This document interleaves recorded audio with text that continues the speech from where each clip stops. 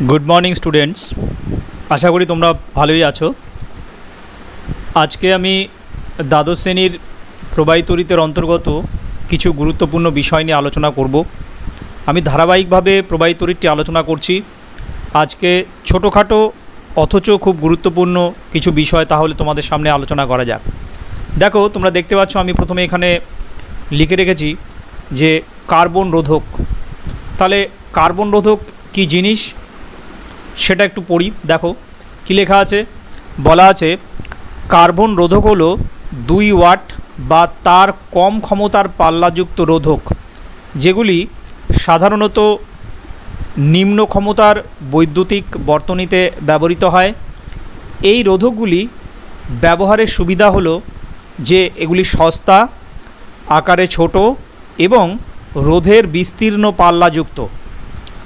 तो एखाने कि बोललो एक्चुअली आसले देखो कार्बन रोधक आसले तार मानटा जेटा सेटा 2 वाटेर माने 2 वाट बा तार कम क्षमतार पाल्लायुक्त रोध होते हबे। एगुलो साधारणत जे समस्त माने बर्तनीगुली खूब सिम्पल बा छोटो सेई धरनेर बर्तनीते एगुलोके व्यवहार करा हय एबं एगुलो सहजलभ्य, आकारेও खूब छोटो एबं सहजे पाওয়া যায় एबं एদের যে রোধের যে রেঞ্জটা সেই রেঞ্জটাও অনেকটা বড়।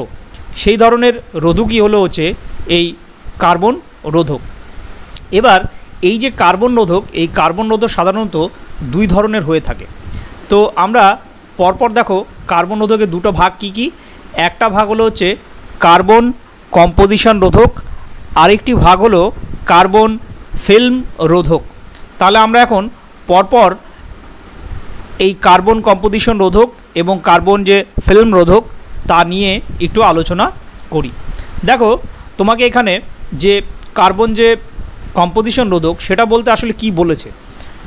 এই যে কার্বন কম্পোজিশন রোধক এটা বলেছে যে এই রোধকগুলি কে তৈরি করা হয় কার্বনের সঙ্গে কোনো অন্তরক পদার্থের গুঁড়ো মিশিয়ে সেই মিশ্রণটিকে কোনো জৈব বন্ধনক যেটাকে অর্গানিক বাইন্ডার বলছে এর সাহায্যে সংবদ্ধ করে। তাহলে আসলে এই কার্বন কম্পোজিশনটাকে যখন তৈরি করা হচ্ছে তখন কি করা হচ্ছে অ্যাকচুয়ালি এর যে রোধকগুলিকে তৈরি করা হচ্ছে কিভাবে, যে কার্বনের সঙ্গে কোনো অন্তরক পদার্থের গুঁড়ো মিশিয়ে মিশ্রণটিকে কোনো অর্গানিক বাইন্ডারের সাহায্যে সংবদ্ধ করে এটাকে তৈরি করা হচ্ছে। এবার সেই মিশ্রণটিকে সংনমিত করে এবং উত্তাপে শক্ত করে চোঙাকার প্লাস্টিকের মোড়কে ভর্তি করে অন্তরিত করা হয়। মানে ওই যে মিশ্রণটা তৈরি করলো সেটাকে একটা প্লাস্টিকের চোঙের ভেতরে ঢুকিয়ে মুখটা সিল করে তারপর সেটাকে ইনসুলেটেড করা হয়। তো এরপরে কি হয়, এরপরে দেখো এরপরে ওই ঘটনাটি করার পর এবার শক্ত করে যখন ওটাকে মোড়া হলো ওই চোঙের ভেতরে, তারপর কি করা হলো দেখো বলছে এতে গঠনটি বা তার যে যান্ত্রিক দৃঢ়তা সেটা অনেক বৃদ্ধি পায় এবং এর যে 2 প্রান্ত থাকে সেই 2 প্রান্তে লিডযুক্ত ধাতব টুপি যুক্ত করা হয়। আসলে আমি যখন প্র্যাকটিক্যাল ক্লাসে তোমাদের প্র্যাকটিক্যাল করাবো তখন বা তোমরা যারা দেখছো এই ভিডিওটা তারা যখন ল্যাবে প্র্যাকটিক্যাল করবে দেখবে সেই কার্বন যে রোধকগুলো আছে সেগুলোর গায়ে 2 সাইডে 2টো ঠ্যাঙের মতন বেরিয়ে থাকে, অর্থাৎ আমরা যেটার সঙ্গে কার্বন রোধকটাকে যোগ করব আর ওটার গায়ে কিছু কালার কোডিং থাকে। এবার ওটাকে যদি ব্লেড দিয়ে চাঁচা যায় তাহলে ওই আমি যে বললাম যে প্লাস্টিকের চোঙের কথাটা যার মধ্যে ওই গুঁড়োটাকে ঢোকানো হয় সেটা বেরিয়ে আসে। এবার যদি ওইটাকে একটু যদি মানে কোনো একটা জিনিস দিয়ে একটু হালকা করে আস্তে আস্তে বাড়ি দেওয়া যায়, বেশি বাড়ি দেওয়া যাবে না জোরে, কারণ ওটা তো খুবই ছোটো জিনিস, তাহলে দেখা যাবে 2 সাইড থেকে 2টো ওই লিডযুক্ত যে টুপিগুলো 2টো আলাদা বেরিয়ে আসলো, অর্থাৎ ওই লিডযুক্ত টুপি দিয়ে ওটাকে যুক্ত করা ছিল। তো ওই টুপিটার থেকেই ওই ডান দিকে এবং বাঁ দিকে 2টো তার বেরিয়ে আসছে। অর্থাৎ আমি যদি তুমি অনেকটা যদি মানে অ্যাকচুয়ালি যেটা বলতে যাচ্ছি সেটা হচ্ছে এরকম, ধরো এরকম যদি কার্বন যে রোধকটা যদি এরকম থাকে তাহলে এই যে 2টো মাথা আছে এই মাথার থেকে 2টো লিড এরকম করে বেরিয়ে আসে, বুঝতে পেরেছো। এবার এটাকে যদি তুমি আস্তে আস্তে বাড়ি দাও, তাহলে এই যে মাথায় যে লিডযুক্ত যে দুই সাইডের যে টুপি দুটো, এই যে টুপি দুটোর কথা বলছি, এই টুপি দুটো আস্তে আস্তে এখান থেকে খুলে বার করা যাবে। অর্থাৎ মানে আসলে খুলে বার আমরা অ্যাকচুয়ালি করি না, কিন্তু এই যে এখানে কথাগুলো বলা হলো যে ওরকম দুই সাইডে দুটো লিডযুক্ত টুপি থাকে, তো সেটা বোঝানোর জন্য আমি বললাম যে টুপি দুটোকে আলাদা করে এরকম করে বার করা যায়। আর যখনই তুমি বার করবে তখন এই ভেতরের যে এই যে অংশটা আছে যেটা দেখতে পাচ্ছ, এই অংশটা কিন্তু তখন তোমার এরকম করে এখান থেকে ভেতর থেকে এরকম করে আলাদা করে এখান থেকে খুলে বেরিয়ে আসবে।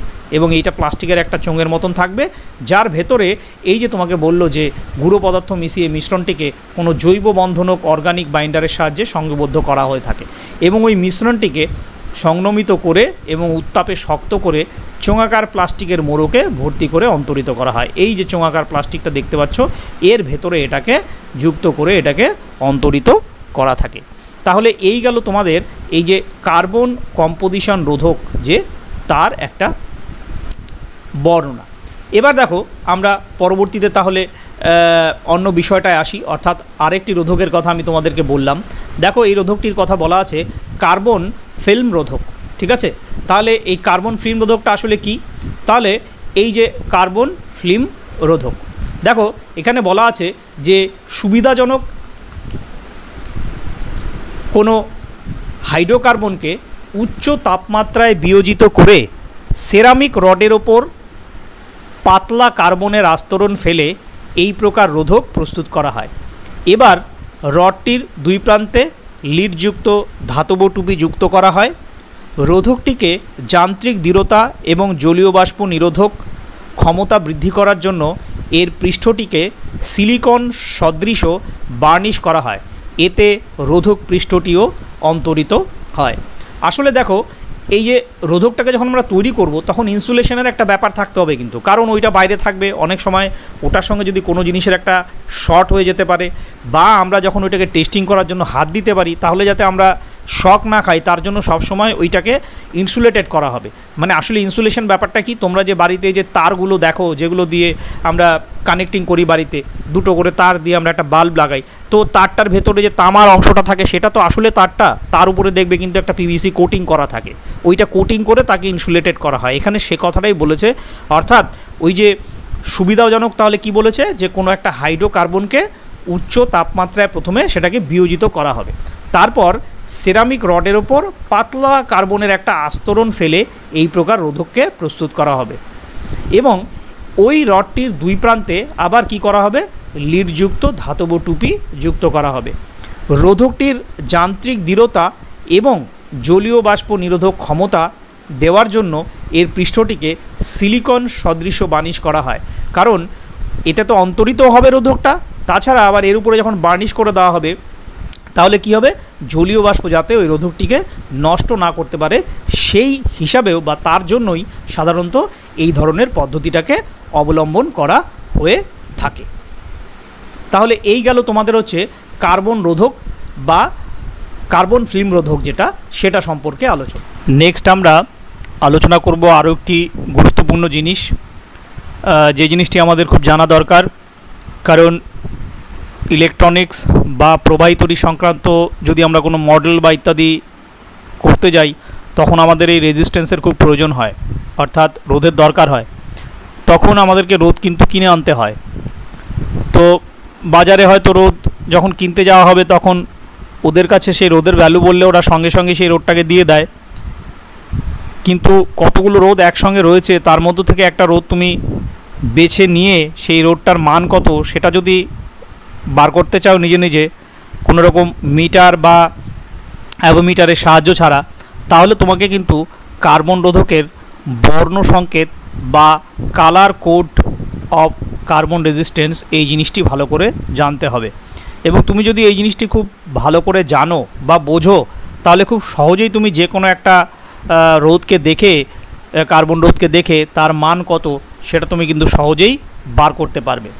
তো দেখো আমরা কিভাবে সেই মানে কার্বন রোধকের যে মানটা সেই মানটাকে বার করব বা তার পদ্ধতিটা কি সেটা এখানে আলোচনা করা হবে। তা আমি জিনিসটাকে একটু অ্যানালিসিস করে দিচ্ছি তোমাদেরকে। দেখো এখানে কি বলা আছে, সাধারণত তার কুণ্ডলী নির্মিত রোধকগুলি বড় আকারের হয়ে থাকে এবং এর ওপর রোধকটির মান এবং তার টলারেন্স। এই টলারেন্স কথার অর্থ হচ্ছে ত্রুটির সীমা, অর্থাৎ কারেকশানের মধ্যে কতটা আছে বা কতটা তার ভুল রয়েছে, সেই ব্যাপারটা হচ্ছে এই টলারেন্স মার্কটা দিয়ে বোঝানো হয়। সেটা ছাপানো থাকে, অর্থাৎ রোধকটার মানও ছাপানো থাকে এবং তার টলারেন্স ভ্যালু কত হবে সেটাও কিন্তু এই যে তার কুণ্ডলী নির্মিত যে রোধকগুলো আছে তার মধ্যে কিন্তু দেওয়া থাকে। কিন্তু আমরা যে রোধকটা নিয়ে আলোচনা করছি অর্থাৎ কার্বন, সেটার ক্ষেত্রে কি হয় সেটা দেখো। কিন্তু কার্বন রোধকগুলি আকারে খুব ছোট হওয়ায় এদের গায়ে এগুলি ছাপানো সম্ভব হয় না।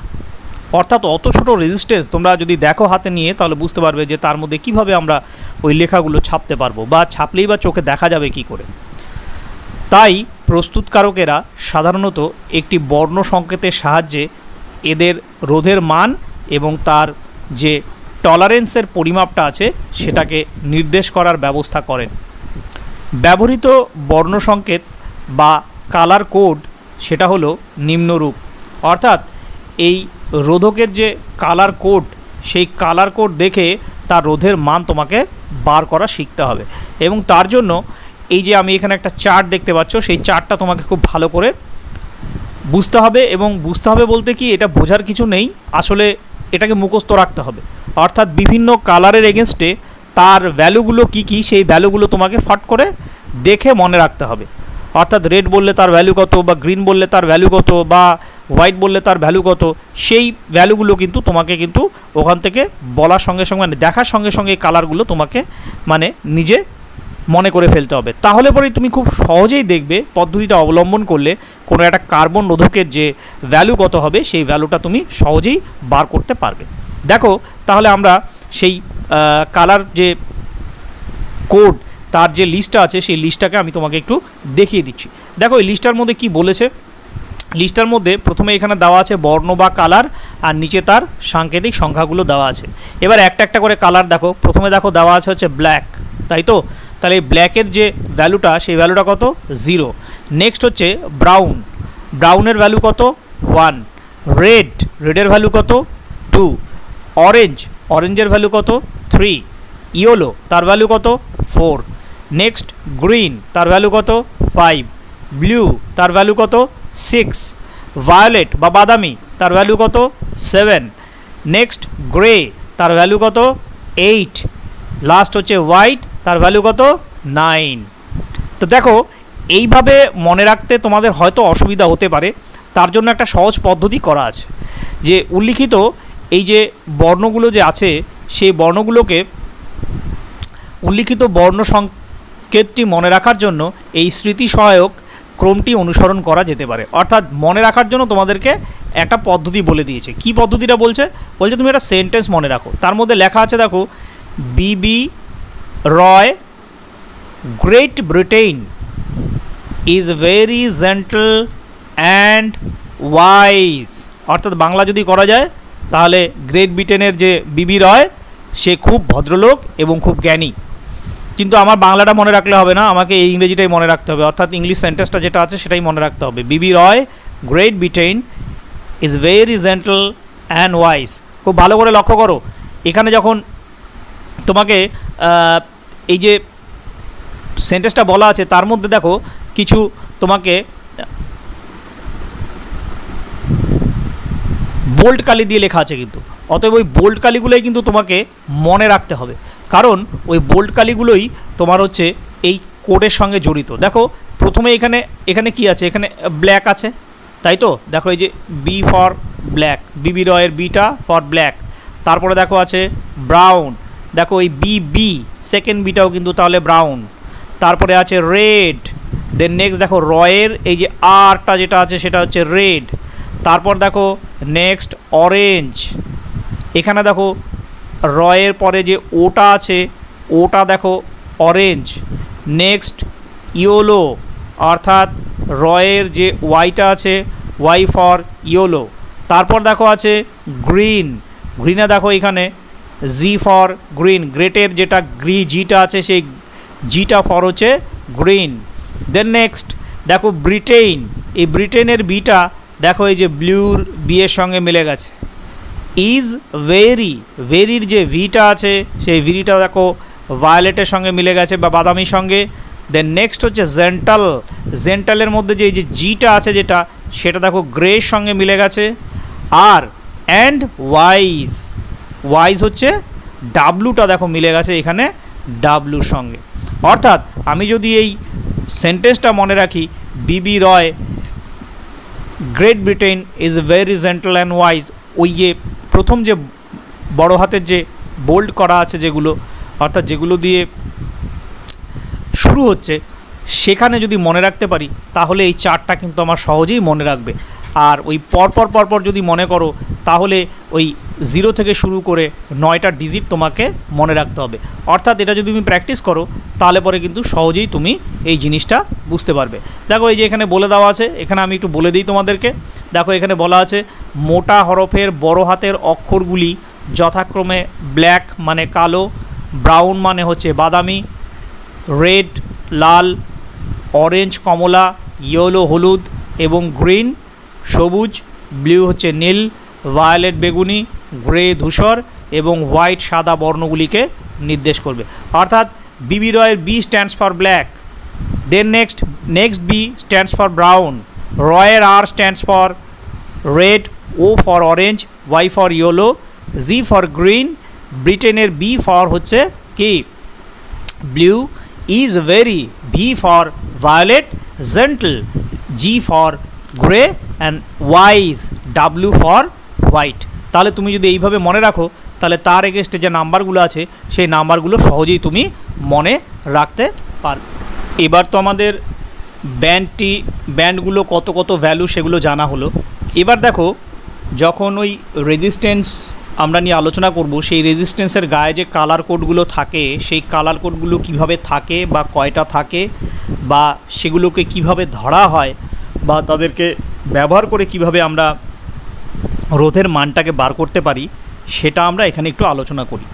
দেখো এখানে আমি একটা রোধের ছবি দিয়েছি, রেজিস্ট্যান্সের ছবি দেওয়া আছে। দেখো সেই ছবির মধ্যে দেখা যাচ্ছে একটা, এখানে দুটো, তিনটে পাশাপাশি ব্যান্ড দেওয়া আছে এবং শেষে দেখো আর একটা ব্যান্ড দেওয়া আছে। এখন এই ব্যান্ডগুলো কিভাবে আমি ধরবো, তোমাকে নাম্বারিং করতে হবে এই ব্যান্ডগুলোর মধ্যে। এই ব্যান্ডগুলোর মধ্যে যখন নাম্বারিং করবে তখন তুমি কোন দিক থেকে ধরবে, মানে ফার্স্ট কোনটাকে ধরবে। ন্যাচারালি ওই পরপর যে ব্যান্ডগুলো যে থাকে কনজিকিউটিভ ব্যান্ডগুলো যেগুলো কাছাকাছি থাকে সেই বাঁ দিক থেকে নাম্বারিংটা শুরু করতে হয়। আর একটা ব্যান্ড দেখবে ওই তিনটা ব্যান্ডকে ছেড়ে শেষের দিকে থাকবে, অর্থাৎ এই ব্যান্ডটার কথা বলছি, সেই ব্যান্ডটা একটু শেষের দিকে থাকবে। তাহলে এই যে বাঁ দিক থেকে শুরু করতে হবে, বাঁ দিক থেকে প্রথম যে ব্যান্ডটা আছে সেটাকে আমরা বলছি হচ্ছে প্রথম বন্ধনী, যে অঙ্কটাকে বলা হবে হচ্ছে যার অঙ্কটা ধরা হবে প্রথম অঙ্ক হিসাবে। তারপর যে ব্যান্ডটা থাকবে অর্থাৎ এই ব্যান্ডটার কথা বলা হচ্ছে, এই ব্যান্ডটাকে আমরা দ্বিতীয় বন্ধনী হিসাবে ধরব এবং সেই অঙ্কটাকে ধরা হবে দ্বিতীয় অঙ্ক হিসাবে। এবং থার্ড যে ব্যান্ডটা থাকবে সেই থার্ড ব্যান্ডটাকে তৃতীয় বন্ধনী বলছি, এটা দশমিক গুণক বা মাল্টিপ্লায়ার হিসাবে থাকবে। আর সবার শেষ যে বন্ধনী অর্থাৎ চতুর্থ বন্ধনী যেটাকে বলা হচ্ছে সেটা হচ্ছে তার টলারেন্স বা তার ত্রুটির মানটা কত সেই ব্যাপারটাকে নির্দেশ করবে। আসলে মুখে শুনতে হয়তো একটু অসুবিধা হতে পারে, কিন্তু যখন আমি একটা এক্সাম্পল নিয়ে আলোচনা করব দেখবে জিনিসটা একদম জলের মতো পরিষ্কার হয়ে যাবে এবং তুমি যদি সঙ্গে সঙ্গে বুঝে যাও তাহলে কিন্তু তোমার ওই রোধ দেখে তার মান বার করতে তেমন কোনো অসুবিধা হবে না। তো দেখো নিচে এখানে কি বলেছে সেই বিষয়টা একটু আলোচনা করে দেওয়া যাক। দেখো এখানে বলেছে কার্বন রোধকগুলিতে 3টি বা 4টি রঙিন বন্ধনী বা কালার ব্যান্ড থাকে। 3টা থাকবে বা 4টাও থাকতে পারে। ওই 4টা থাকার অর্থ টলারেন্স মার্ক আছে।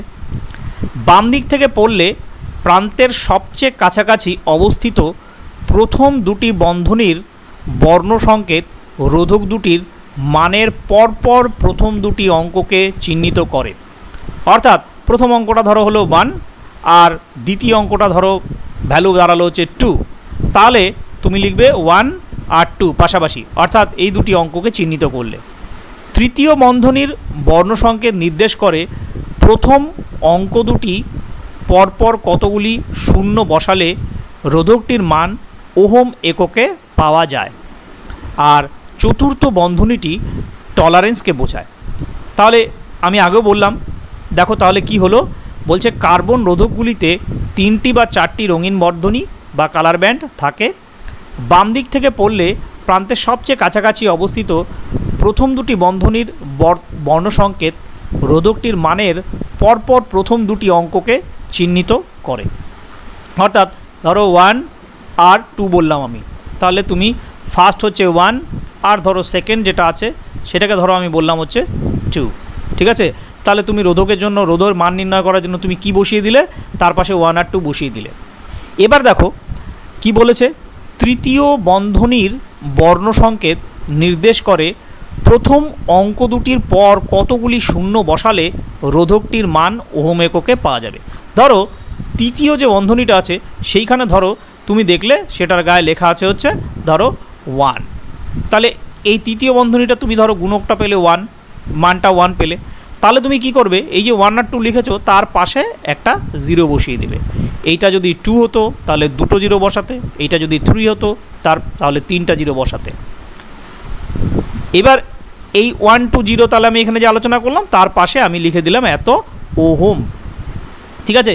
অর্থাৎ আমি যে ওহমের কথাটা বললাম, অর্থাৎ ওহম যে ভ্যালুটা সেই ভ্যালুটা আমি এখানে বসিয়ে দিলাম। অর্থাৎ আমরা সাধারণত জানি যে রোধের যে মান হয় সেই মানটা সাধারণত ওহম এককে প্রকাশ করা হয়, তাহলে 120 ওহম, তাই তো। তাহলে আবার দেখো জিনিসটাকে ক্লিয়ার করে দিই, ফার্স্ট ব্যান্ডের ধরো ভ্যালুটা পেলে হচ্ছে তুমি হচ্ছে 1, অর্থাৎ ভ্যালুটা পাওয়া বলতে কি, যে তুমি ওই কালার কোড দেখলে যে প্রথম কালারটা আছে, আমরা যদি ধরি তাহলে প্রথম কালারটা কি ছিল, ব্ল্যাক ছিল, তারপরে ছিল ব্রাউন, বিবি ব্ল্যাক ব্রাউন ছিল, তাহলে ব্রাউন হয়তো প্রথমটা আছে, তাহলে 1, তাহলে 1-এর জায়গায় তুমি 1 বসিয়ে দিলে। তাহলে বিবি আর মানে রেড, 0 1 2 রেড, তাহলে সেকেন্ড অঙ্কটা মনে করো তোমার আছে হচ্ছে রেড, তাহলে তার জায়গায় তুমি কত বসাচ্ছ 2, তাহলে এই 2 বসিয়ে দিলে। এবার থার্ড যে কালারটা আছে সেই কালারটা তুমি দেখলে আবার ব্রাউন, তাহলে ব্রাউন মানে কি, বিবি রয় ছিল ব্ল্যাক ব্রাউন, তাহলে ব্রাউন মানে 1, তাহলে তুমি তখন ওইটার জায়গায় গুণক বসালে, অর্থাৎ 0 কতগুলো বসবে 0, এখানে যেহেতু একটা হলো তাহলে এখানে একটা 0 বসিয়ে দিলে, তাহলে রোধের মানটা বেরিয়ে গেল হচ্ছে কত, রোধের মানটা বেরিয়ে গেল 120 ওহম। এবার দেখো সেটা তো বসিয়ে দিলে, এবার তারপরে কি জিনিসটা আছে, এবার টলারেন্সের ব্যাপারটা আসলো। দেখো টলারেন্সটা কি বলেছে যে টলারেন্স নির্দেশ করে রোধকটির প্রকৃত মান বর্ণসংকেত বা কালার কোড নির্দেশিত মান অপেক্ষা সর্বাধিক কতটা আলাদা হতে পারে শতকরা হিসাবে, অর্থাৎ কারেক্টেড ভ্যালুটা কত থাকতে পারে। সাধারণত দেখা যায় যে এই যে তোমার যে টলারেন্স মার্কটা থাকে সেটাকে চতুর্থ বন্ধনীটি না থাকলে বোঝায়, মানে কোনো জায়গায় যদি কোনো রোধ নির্ণয় করার সময় তুমি হয়তো দেখলে যে ওইখানে থার্ড ব্যান্ডটা ফোর্থ ব্যান্ডটা নেই, তাহলে চতুর্থ বন্ধনীটি যদি না থাকায় তাহলে বোঝা যাবে যে টলারেন্স হলো হচ্ছে 20%, অর্থাৎ ওই ফোর্থ ব্যান্ড যদি না থাকে তাহলে টলারেন্সের ভ্যালু হচ্ছে ±20%। চতুর্থী বন্ধনীটি যদি রূপালি রঙের বা সিলভার কালারের হয় তাহলে বোঝাবে টলারেন্সের মার্ক হবে হচ্ছে 10%, এবং চতুর্থ বন্ধনীটি সোনালি রঙের তাহলে বা গোল্ড কালার যদি হয় তাহলে বোঝানো হবে যে এর যে টলারেন্স মার্ক আছে তার ভ্যালু হবে হচ্ছে ±5%। টলারেন্স যত কম হয় রোধকটির মানও প্রকৃত মানের কাছাকাছি হয়। অর্থাৎ ভালো করে লক্ষ্য করো, অর্থাৎ তুমি একটা রোধ নিয়ে দেখলে পরপর 3টা ব্যান্ড আছে। আমার যে উদাহরণটা আমি আলোচনা করলাম কিছুক্ষণ আগে তাতে আমি রোধের মান নির্ধারণ করে দেখেছি 120 ওহম, বোঝা গেল। এবার তুমি দেখলে ওখানে ফোর্থ ব্যান্ডটা নেই, তা ফোর্থ ব্যান্ড যদি না থাকে তার মানে তোমাকে ধরে নিতে হবে যে ওইটার টলারেন্স মার্কটা হচ্ছে ±20%। তাহলে তার মানেটা কি, তার মানে যে রোধটা তুমি যার মানটা তুমি হিসাব করতে যাচ্ছ তার ভ্যালুটা হবে 120 ±120 এর 20%, অর্থাৎ 120 থেকে 20% বেশি বা 120 থেকে 20% কম, এই যে একটা রেঞ্জ পাওয়া গেল, ওই রেঞ্জের মধ্যেই ওই যে রোধটা তুমি বার করছো তার মানটা ওই রেঞ্জের মধ্যেই থাকবে। আর যদি ফোর্থ ব্যান্ডটা যদি দেওয়া থাকে কোনো ব্যান্ড তাহলে সেই হিসাবটা কি দাঁড়াবে, দেখো এখানে বলেছে যদি রূপালি রঙের ব্যান্ড হয় তাহলে কি 10%, আর যদি রূপালি না হয়ে সোনালি হয় তাহলে তার ভ্যালুটা কত দাঁড়াবে ±5%। অর্থাৎ যদি আমি এখানে ফোর্থ ব্যান্ডটা যদি আমি রূপালি পেতাম তাহলে আমার হতো 120 ± 120 এর 10%। আর যদি সোনালি কালার পেতাম বা ব্যান্ডটা যদি সোনালি হতো তাহলে মানটা হতো 120 প্লাস মাইনাস 120 এর 5%। তাহলে এই যে ক্যালকুলেশনগুলো আমি দেখলে তাহলে দেখা যাচ্ছে এই যে তিনটা যে টলারেন্স মার্ক তার মধ্যে যদি টলারেন্স মার্ক না থাকে তার মানে মনে করবে যে অ্যাকুরেসিটা কম, ঠিক আছে।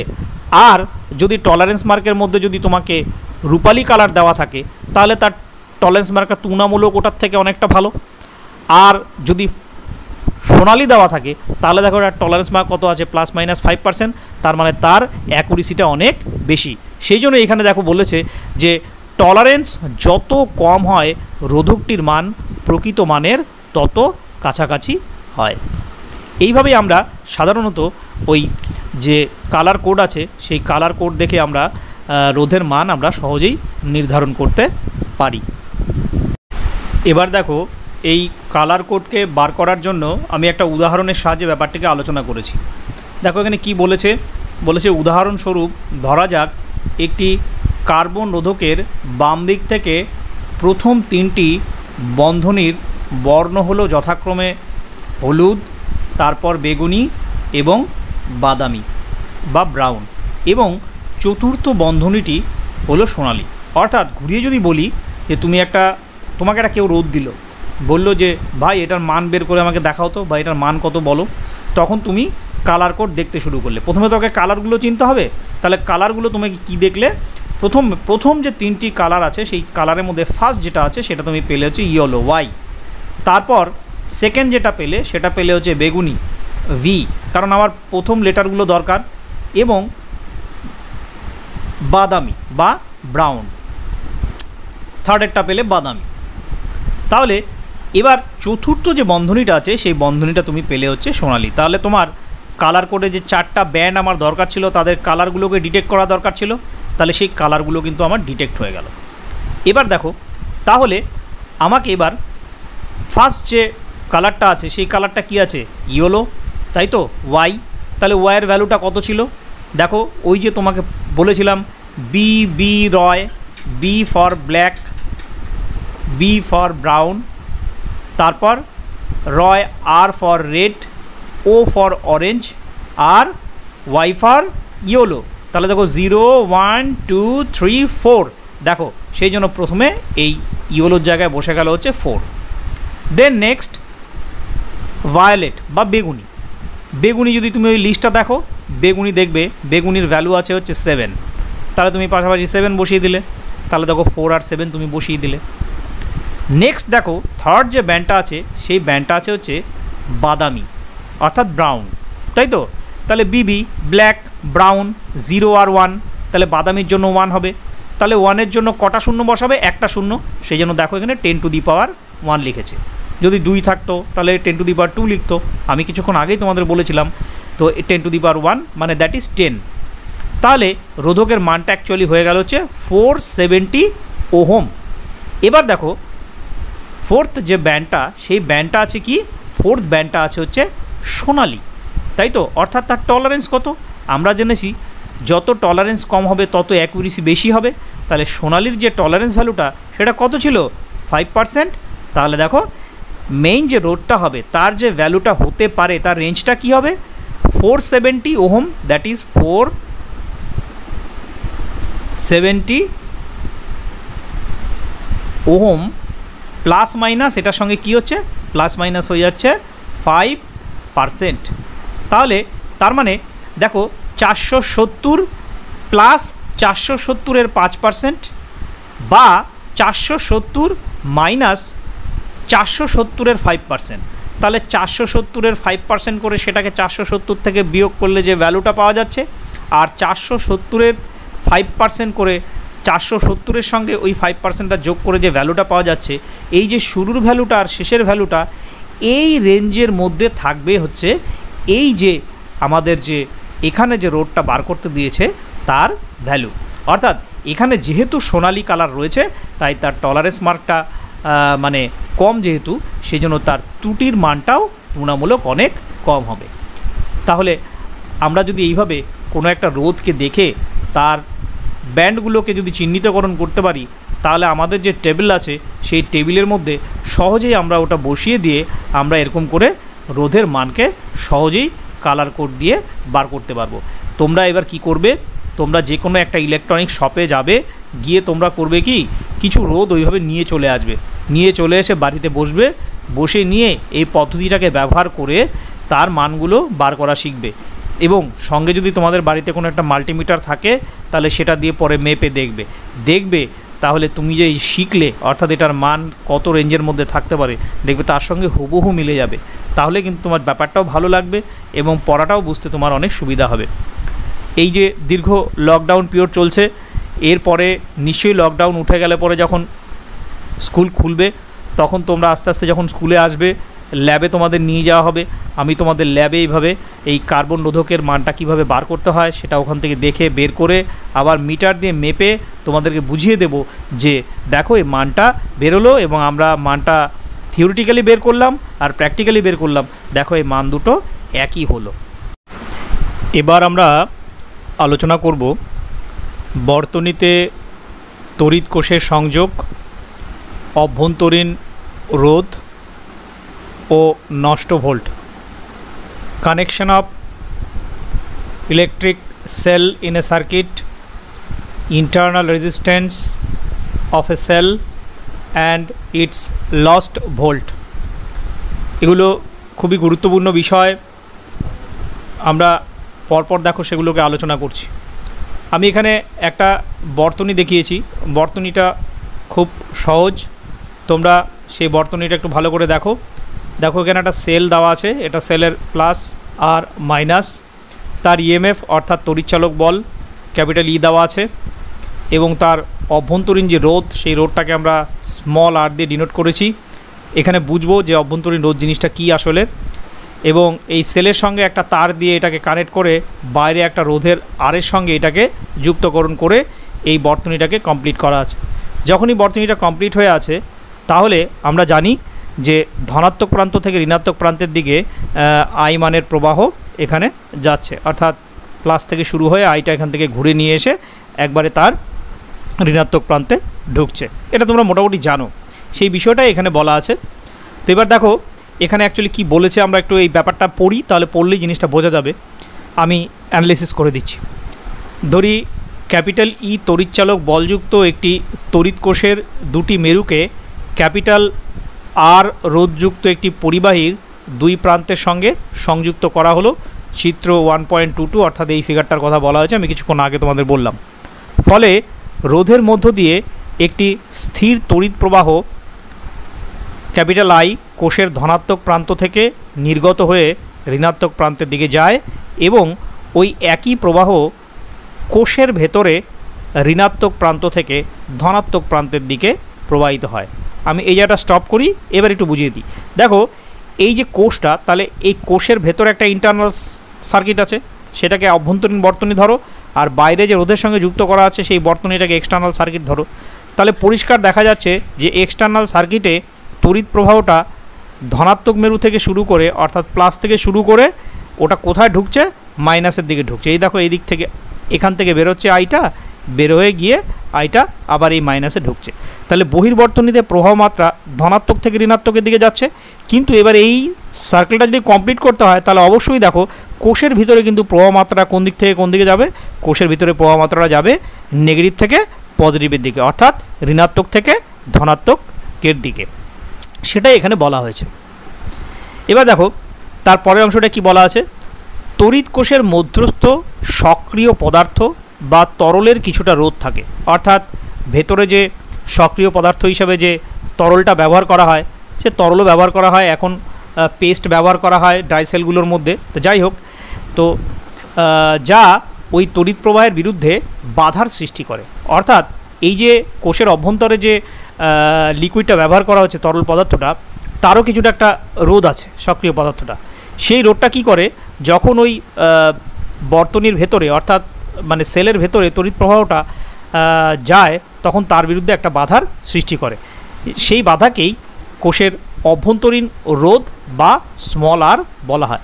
অর্থাৎ ওই অ্যাক্টিভ যে লিকুইডটা আছে সেটা কোষের ভিতর দিয়ে যখন তড়িৎ প্রবাহ যাচ্ছে তখন সেখানে যে বাধার সৃষ্টি করছে সেই বাধাটাকেই বলা হচ্ছে তার অভ্যন্তরীণ রোধ। তাহলে এখান থেকে অভ্যন্তরীণ রোধটা জানা গেল যে অভ্যন্তরীণ রোধ জিনিসটা কি। কোষ মধ্যস্থ তড়িৎ প্রবাহ শুধুমাত্র কোষের যে তড়িৎচালক বল তার ওপরেই কিন্তু নির্ভর করে না, কোষের যে এই আভ্যন্তরীণ রোধ রয়েছে তার ওপরেও কিন্তু নির্ভর করে। তড়িৎ প্রবাহ খুব বেশি পেতে গেলে কোষের অভ্যন্তরীণ রোধের মান খুব কম হওয়া প্রয়োজন। কোষের অভ্যন্তরীণ রোধের মান তিনটি জিনিসের ওপর নির্ভর করে। নাম্বার 1, তড়িৎদ্বার দুটির মধ্যে দূরত্ব বাড়ালে এর মান বৃদ্ধি পায়। কোষের সক্রিয় তরলের পরিবাহিতা বাড়ালে এর মান কমে যায় এবং সক্রিয় তরলের মধ্যে তড়িৎদ্বার দুটির নিমজ্জিত অংশের ক্ষেত্রফল বাড়ালে এর মান কমে যায়। অর্থাৎ আমি যখন কোনো একটা কোষ ডিজাইন করব তখন আমার কিন্তু সবসময় টেন্ডেন্সি থাকবে যে আমার যে কোষের যে অভ্যন্তরীণ রোধটা আছে সেই রোধের মানটা যাতে কম হয়। এবং তার জন্য আমি সাধারণত কি করব, যে ওই তড়িৎদ্বার দুটির মধ্যে দেখো দূরত্ব বাড়লে বলছে এর মানটা বেড়ে যায়, তাহলে আমার সবসময় চেষ্টা থাকবে যে তড়িৎদ্বার দুটির মধ্যে যাতে দূরত্ব কমে। সেকেন্ড পয়েন্টটা কি বলেছে, কোষের সক্রিয় তরলের পরিবাহিতা বাড়ালে পরে এটা কমে যায়। তার মানে আমি চেষ্টা করব বেশি সক্রিয় তরল পদার্থ কোষের ভেতরে ব্যবহার করতে, তাহলে কিন্তু রোধের মানটা অভ্যন্তরীণ রোধের মানটা কম হবে।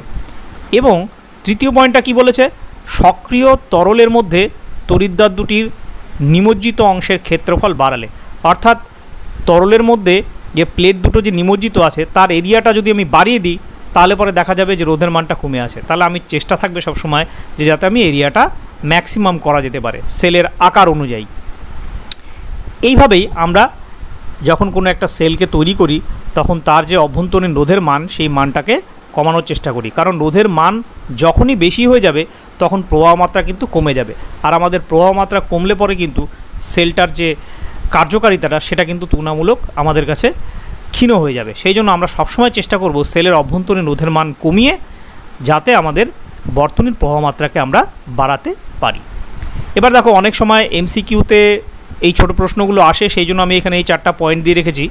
কয়েকটি মানে প্রচলিত যে কোষ আছে তাদের যে অভ্যন্তরীণ রোধের মান কত হয় তার একটা লিস্ট দেওয়া আছে। প্রথমে আছে লেকল্যান্ড সেল, যার অভ্যন্তরীণ রোধের মানটা 1 ওহম থেকে 5 ওহমের মধ্যে হতে পারে। ড্রাই সেল বা নির্জল কোষ মানটা 0.1 থেকে 0.5 ওহম পর্যন্ত হতে পারে।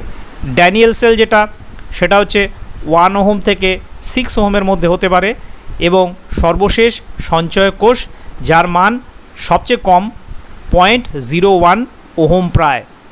অর্থাৎ তোমাকে যদি পরীক্ষার সময় অনেক সময় এই 4টা তুলে দিল, দিয়ে বলল যে নিম্নলিখিত কোষগুলির মধ্যে কার সবচেয়ে অভ্যন্তরীণ রোধের মান কম, লেকল্যান্ড সেল, নির্জল কোষ, ড্যানিয়েল কোষ এবং সঞ্চয়ক কোষ, তাহলে অবশ্যই দেখা যাচ্ছে যে উত্তরটা আসবে কিন্তু সঞ্চয়ক কোষ। এই যে লাইন বাই লাইন যে পড়ার যে উপযোগিতা বা লাইন বাই লাইন পড়লে পরে যে প্রশ্ন অ্যান্সার করা যায়, এই ধরনের প্রশ্নগুলো কিন্তু অ্যান্সার করতে গেলে পরে কিন্তু তোমাকে এই পয়েন্টগুলো কিন্তু মোটামুটি সম্পর্কে একটা ধারণা থাকতে হবে। এবার আসি আরেকটি গুরুত্বপূর্ণ বিষয়, যা হলো লস্ট ভোল্ট বা নষ্ট ভোল্ট।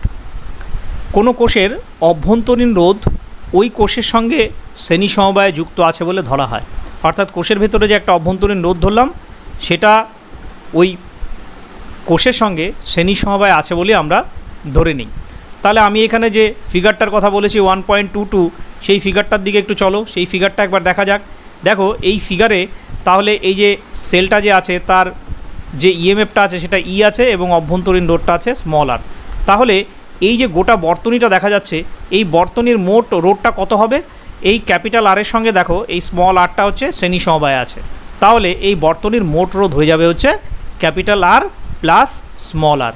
এবং যদি তোমাকে এখন প্রবাহ মাত্রা বার করতে বলে তাহলে প্রবাহ মাত্রা সমান সমান আমরা জানি তড়িৎচালক বল ডিভাইডেড বাই মোট রোধ। অর্থাৎ এখানে তড়িৎচালক বল হচ্ছে ক্যাপিটাল ই, তাহলে এই ক্যাপিটাল ইকে যদি তুমি মোট রোধ অর্থাৎ আর প্লাস আর দিয়ে ভাগ করে দাও তাহলে পরে এই বহিবর্তনীর যে প্রবাহ মাত্রা আই সেটা তুমি সহজেই এখান থেকে বার করে নিতে পারবে। এবং ওইখানে দেখো ওই নষ্ট ভোল্ট আলোচনা করতে গেলে এই প্রবাহ মাত্রাটা আমাকে বার করে নিতে লাগবে। তাহলে আমি ওই স্লাইডটায় চলে যাচ্ছি এবং সেখানে গিয়ে দেখো এটাই লেখা আছে। এই যে তোমরা দেখতে পাচ্ছ এখানে যে সুতরাং 1.22 নম্বর চিত্রে দেখানো বর্তনীর মোট রোধ হবে হচ্ছে আর প্লাস আর, এটা আমি তোমাকে ফিগার থেকে দেখিয়ে বলে দিলাম।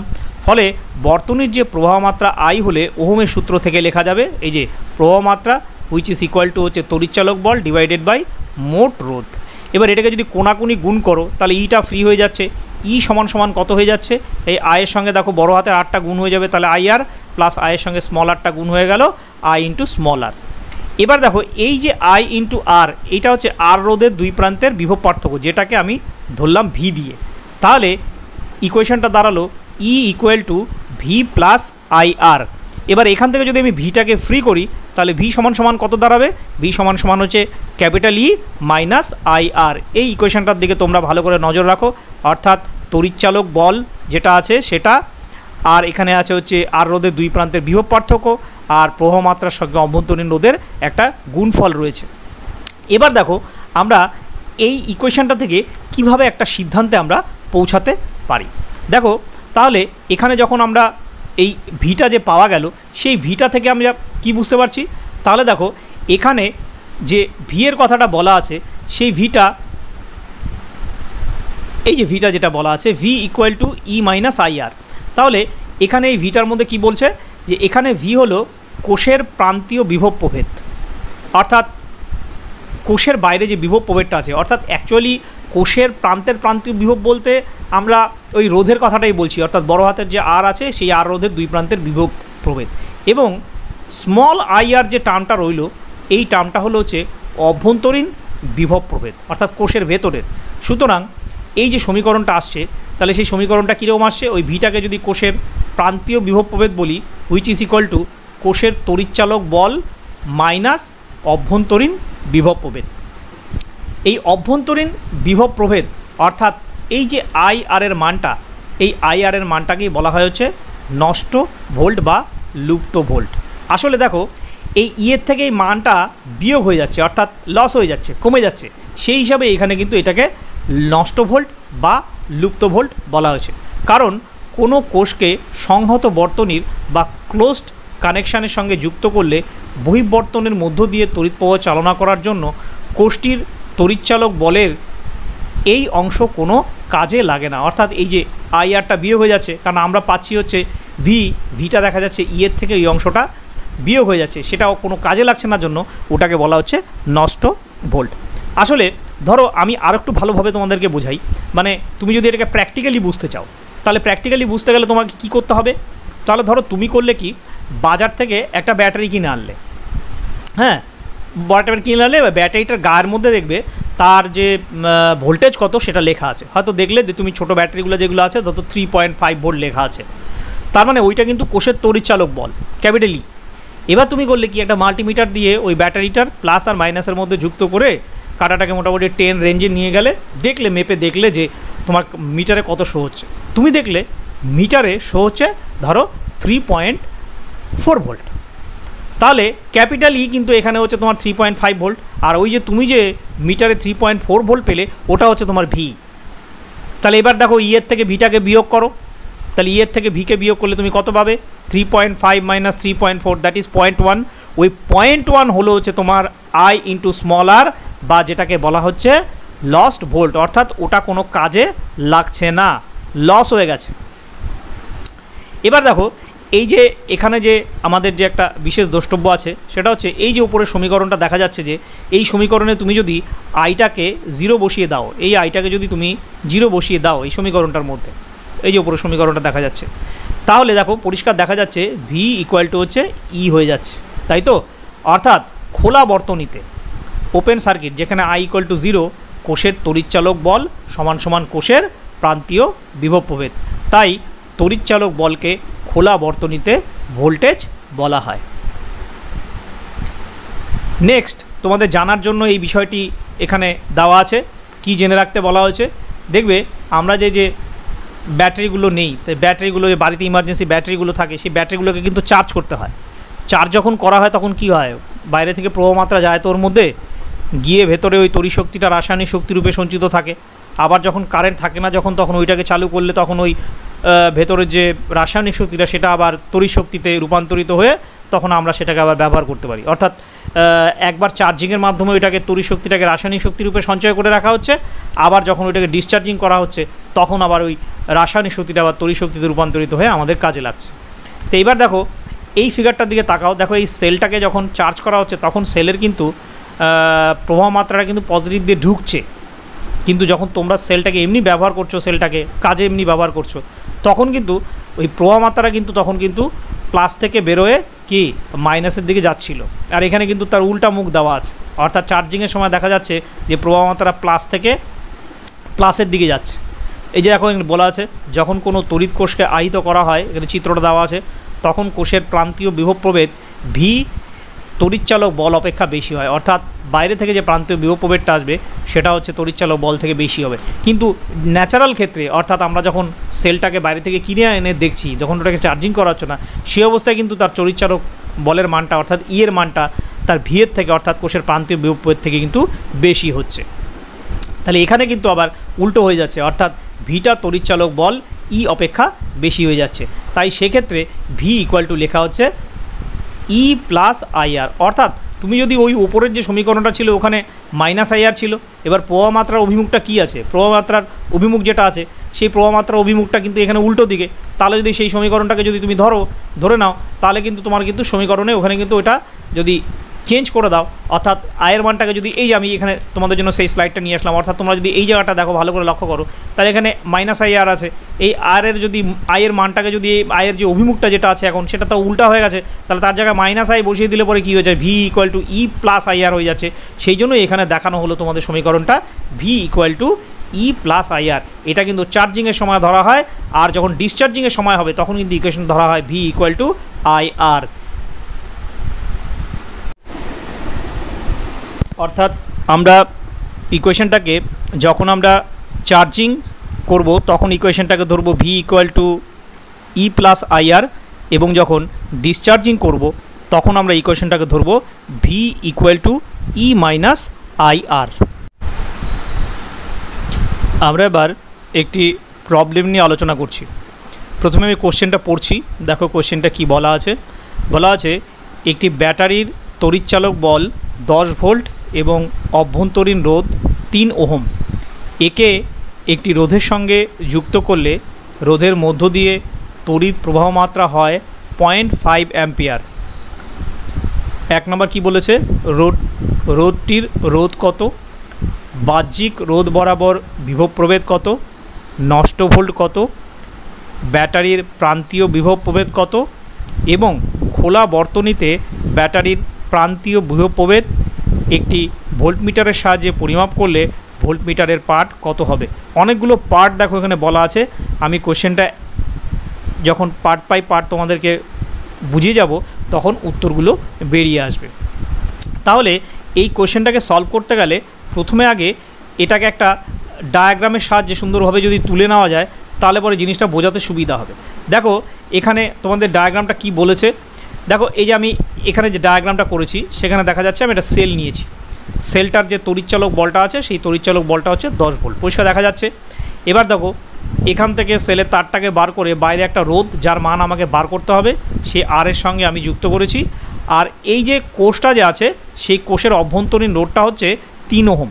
আমরা কিছুক্ষণ আগে দেখলাম যে অভ্যন্তরীণ রোধ আসলে কোষের সঙ্গে শ্রেণী সমবায়ে যুক্ত থাকে, সেই জন্য আমি অভ্যন্তরীণ রোধটাকে দেখো এই শ্রেণী সমবায়ে small r equal to 3 ohm যুক্ত করেছি। তাহলে এবার যদি আমি তোমাদেরকে আগে যেভাবে বার করা দেখালাম, তাহলে এখানে যদি প্রবাহ মাত্রা বার করতে চাই তো প্রবাহ মাত্রা এখানে কত বলে দেওয়া আছে, প্রবাহ মাত্রা দেখো প্রবাহ মাত্রার মান দেওয়া আছে প্রদত্ত কত, যে প্রবাহ মাত্রা মানটা 0.5 অ্যাম্পিয়ার, কারণ এখানে তো আমাকে এই আরটা বার করতে লাগবে, সেই জন্য প্রবাহ মাত্রা না দেওয়া থাকলে আমি আর সহজে বার করতে পারবো না। তাহলে আমি কিছুক্ষণ আগেই তোমাদের দেখলাম একটা ইকুয়েশন দেখালাম I equal to E by R plus R, অর্থাৎ এখানে যদি আমি বলি যে এই বর্তনীর মোট রোধ কত, তাহলে মোট রোধ হচ্ছে ক্যাপিটাল আর প্লাস হচ্ছে small r, that is R plus 3। আর এখানে তড়িৎচালক বলের মান কত, ই সমান সমান 10 ভোল্ট, আর আই হচ্ছে প্রবাহ মাত্রা। তাহলে এই দেখো ইকুয়েশনটা আই যেটা দেওয়া আছে আয়ের মান দ্যাট ইজ 0.5 অ্যাম্পিয়ার, এটা প্রদত্ত equal to E divided by R plus R, অর্থাৎ 10 divided by R plus R, তাহলে আর প্লাস 3। তাহলে দেখো এখান থেকে যদি আর প্লাস 3টাকে তুমি ফ্রি করো তাহলে আর প্লাস 3 ইকুয়াল টু হয়ে যাবে, এটা 0.5 মানে কত হচ্ছে, 0.5 মানে 5/10 আছে, 10 10 100 আর 5 দিয়ে ভাগ করলে 20, তাহলে দেখো ইকুয়েশনটা এখান থেকে দাঁড়ালো আর প্লাস 3 ইকুয়াল টু হচ্ছে 20, একদম সহজ। তাহলে এখান থেকে যদি তুমি আরটাকে ফ্রি করো তাহলে আর সমান সমান কত আসবে, আর সমান সমান আসবে 17 ওহম। অর্থাৎ এই যে বহিস্থ যে রোধের মানটা সেটা দেখো 17 ওহম বেরিয়ে গেল। এবার দেখো এই আর এর প্রান্তীয় বিভব প্রভেদ যদি বার করতে হয় তাহলে ভি ইকুয়াল টু আমরা কী জানি, ওহমের সূত্র থেকে আই আর, তাহলে আয়ের জায়গায় বসিয়ে দিলাম 0.5 আর আরের জায়গায় বসালাম হচ্ছে 17, এটাকে গুণ করলে আসে 8.5 ভোল্ট। অর্থাৎ আর রোধের প্রান্তীয় বিভব প্রভেদ বেরিয়ে গেল হচ্ছে 8.5 ভোল্ট। এবার দেখো নষ্ট ভোল্ট বার করতে বলেছে। আমরা নষ্ট ভোল্ট জানি যে V equal to E minus I R. ওখান থেকে যদি ইটাকে ফ্রি করি বা ভিটাকে যদি নিয়ে যাই তাহলে E minus V equal to I R হয়ে যাবে। দেখো আমি কেন করলাম ই মাইনাস ভি, দেখো ই এর মানটা দেওয়া আছে হচ্ছে আমার 10 ভোল্ট, এই 10 ভোল্ট বসিয়ে দিলাম। আর এই যে ভি এর মানটা এখন বার করে ফেলছি আমি এখান থেকে, দেখো 8.5 ভোল্ট, তাহলে এখানে 8.5 ভোল্ট বসিয়ে দিলাম। তাহলে এটা বিয়োগ করলে দাঁড়ালো হচ্ছে 1.5 ভোল্ট। অর্থাৎ এই 1.5 ভোল্ট এখান থেকে নষ্ট হয়ে গেল। অথবা এই যে নষ্ট ভোল্ট সমান সমান, আবার দেখো এখানে ঘুরিয়ে যদি উত্তর করতে বলা হয় তাহলে এইভাবেও পারা যাবে। কারণ আমরা জানি নষ্ট ভোল্টের মানটা হচ্ছে আই ইন্টু আর। তা আয়ের মান কত, আয়ের মান তো 0.5 দেওয়াই আছে, আর স্মলের আর এর মানটা কত 3, তাহলে এই এখান থেকে 3 বসিয়ে দিলাম, তাহলে এখানে হয়ে গেল 1.5 ভোল্ট। অর্থাৎ তুমি এই পদ্ধতিতেও বার করতে পারো বা এখান থেকে সরাসরি ফর্মুলা দিয়েও জিনিসটাকে বার করতে পারো। এবার দেখো তোমাকে বলছে যে ব্যাটারির প্রান্তীয় বিভব প্রভেদ, যেটাকে আমরা ভি দিয়ে ডিনোট করি, তাহলে V equal to E minus I R, 10-এর থেকে 1.5 বিয়োগ করে দাও, দেখবে 8.5 ভোল্ট পেয়ে যাবে। তাহলে এই যে ব্যাটারির প্রান্তীয় বিভব প্রভেদ বের হয়ে গেল। লাস্ট যেটা আছে দেখো, ভোল্টমিটারের রোধ অত্যন্ত বেশি বলে ওর মধ্য দিয়ে তড়িৎ প্রবাহ নগণ্য হয়। কারণ রোধ যত বেশি হবে তড়িৎ প্রবাহ ততটাই নগণ্য হবে। তাই খোলা বর্তনীতে ভোল্টমিটার ব্যাটারির তড়িৎচালক বলের সঙ্গে সমান হয়ে যাবে, অর্থাৎ তার মান হবে 10 ভোল্ট। নেক্সট প্রবলেমটা দেখো, নেক্সট প্রবলেমটা আমরা আলোচনা করছি। দেখো এই প্রবলেমটায় কি বলা আছে, কোশ্চেনটা প্রথমে পড়ছি আমি, বুঝতে সুবিধা হবে। ক্যাপিটাল ই তড়িৎচালক বল এবং স্মল আর আভ্যন্তরীণ রোধ বিশিষ্ট একটি তড়িৎ কোষকে 12 ওহম রোধের সঙ্গে যুক্ত করলে 0.5 অ্যাম্পিয়ার তড়িৎ প্রবাহ মাত্রা পাওয়া যায় এবং 25 ওহম রোধের সঙ্গে যুক্ত করলে 0.25 অ্যাম্পিয়ার প্রবাহ মাত্রা পাওয়া যায়। ক্যাপিটাল ই এবং স্মল আর এর মান নির্ণয় করো। অর্থাৎ কোষের যে তড়িৎচালক বল সেটাও বের করতে বলেছে এবং তার যে অভ্যন্তরীণ রোধটা কত সেটাও বার করতে বলেছে। তাহলে দেখো প্রথম ক্ষেত্রে এখানে প্রবাহ মাত্রার মানটা দেওয়া আছে হচ্ছে কত, দেখো 0.5 অ্যাম্পিয়ার, এটা প্রদত্ত আছে। তাহলে আমরা ইকুয়েশনটা জানি, E divided by capital R plus r. Capital E তো জানি না, স্মল আর তো জানি না, আর 12 ওহম দেখো এখানে বলা আছে 12 ওহম রোধের সঙ্গে যুক্ত করা আছে, তাই এই আর এর জায়গায় আমি 12 বসিয়ে দিলাম। এটাকে যদি ইকুয়েশনটাকে যদি একটু সিম্পলিফাইড করি তাহলে ইকুয়েশনটা চলে আসে, অর্থাৎ ইকে ফ্রি করলে ই ইকুয়াল টু 0.5 ব্র্যাকেটের মধ্যে হচ্ছে 12 প্লাস আর। ঠিক একইভাবে দ্বিতীয় ক্ষেত্রে দেখো প্রবাহ মাত্রাটা I2 যেটা দেওয়া আছে সেটা 0.25 অ্যাম্পিয়ার দেওয়া আছে এবং আমরা সেটার জায়গায় বসালাম capital E divided by 25 plus R, কারণ সেক্ষেত্রে বাইরের বর্তনী রোধটা বলেছে হচ্ছে 25 ওহম। ঠিক একইভাবে এই ইটাকে ফ্রি করলাম, ই ইকুয়াল টু দাঁড়ালো হচ্ছে 25 প্লাস আর ইন্টু তার সঙ্গে গুণ আছে হচ্ছে 0.25। এবার দেখো এটাকে যদি 1 নম্বর সমীকরণ দাও তুমি, আর এটাকে যদি 2 নম্বর সমীকরণ দাও, এটার দেখো লেফট হ্যান্ড সাইড দুটো ই আছে, তাহলে তুমি এই দুটো সমীকরণকে সমান করে দিতে পারো। সেই জন্য এখানে লিখেছি 1 ও 2কে একত্রিত করে পাই, অর্থাৎ এই দুটো সমান হয়ে গেল, অর্থাৎ 0.5 ব্র্যাকেটে 12 প্লাস আর ইকুয়াল টু 0.25 ব্র্যাকেটে 25 প্লাস আর। অর্থাৎ এই যে সমীকরণের এই রাইট সাইডটা আর এই সমীকরণের যে এই যে রাইট সাইডটা, এই দুটো সমান হয়ে গেল। এবার এখান থেকে যদি এটাকে সলভ করো তুমি, সলভের তো নিয়ম তোমরা জানোই, এটার সঙ্গে গুণ করবে, গুণ করে এখান থেকে সলভ করে তোমরা আরটাকে বার করবে। তোমরা বাড়িতে বের করো, দেখবে আর এর মানটা আসবে হচ্ছে কত, 1 ওহম, অর্থাৎ অভ্যন্তরীণ রোধের মানটা হয়ে গেল হচ্ছে 1 ওহম। এইবার এই 1 ওহম যে বেরোলো এটাকে তুমি 1 বা 2 যে কোনো সমীকরণের মধ্যে যদি বসিয়ে দাও তাহলে পরেই সেখান থেকে কিন্তু তুমি ক্যাপিটাল ই এর মানটা পেয়ে যাবে। আমি এখানে 1 নম্বর সমীকরণে বসিয়েছি, তাহলে ক্যাপিটাল ই সমান সমান হচ্ছে 0.5 ইন্টু 12 প্লাস এই স্মল আর এর জায়গায় বসলো কত, এই 1 ওহমটা বসে গেল। তাহলে 12 প্লাস 1 13 হলো, 0.5 এর সঙ্গে গুণ করলে 5 13 65, দ্যাট ইজ 6.5 ভোল্ট। অর্থাৎ তড়িৎচালক বলের মান বেরোলো হচ্ছে 6.5 ভোল্ট।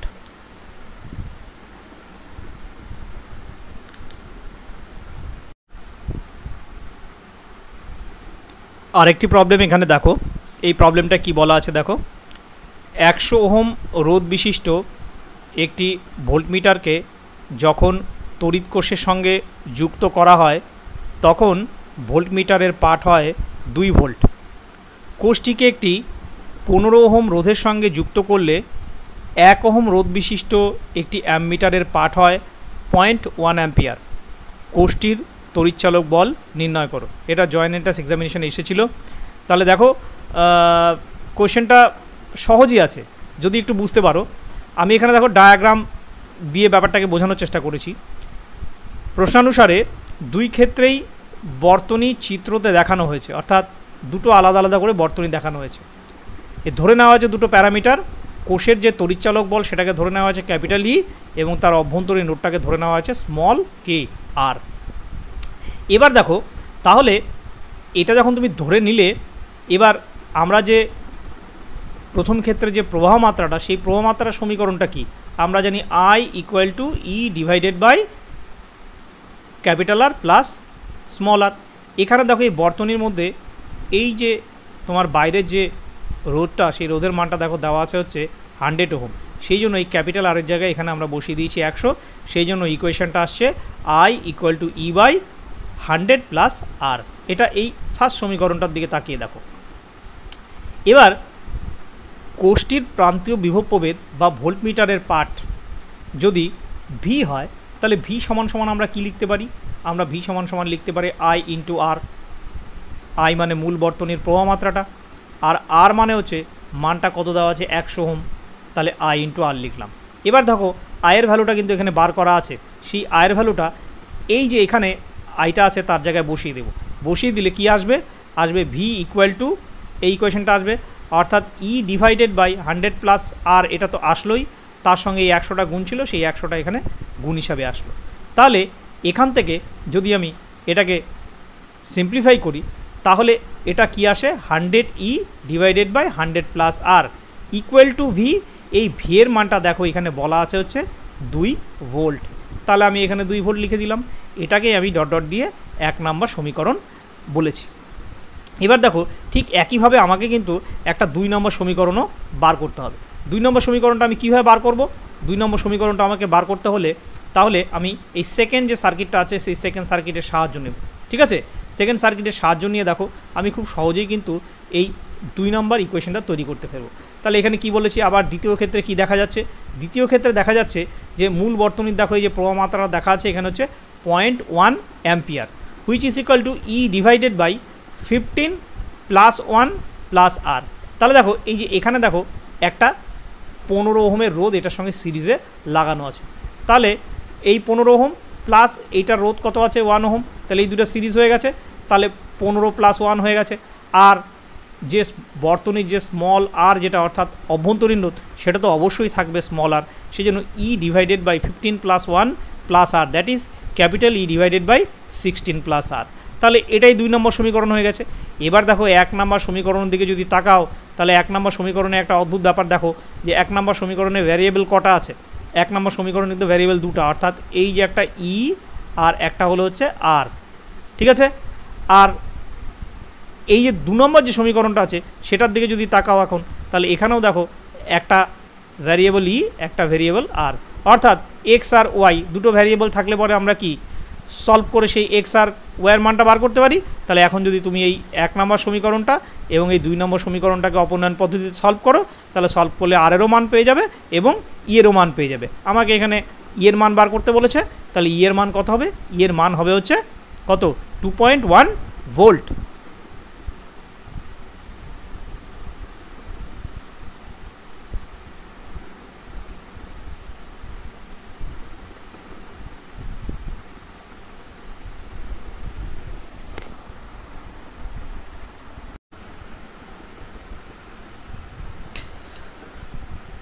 আমরা এর পরবর্তীতে আরেকটি গুরুত্বপূর্ণ বিষয় নিয়ে আলোচনা করতে চলেছি, সেটি হলো তড়িৎ কোষের সমবায়।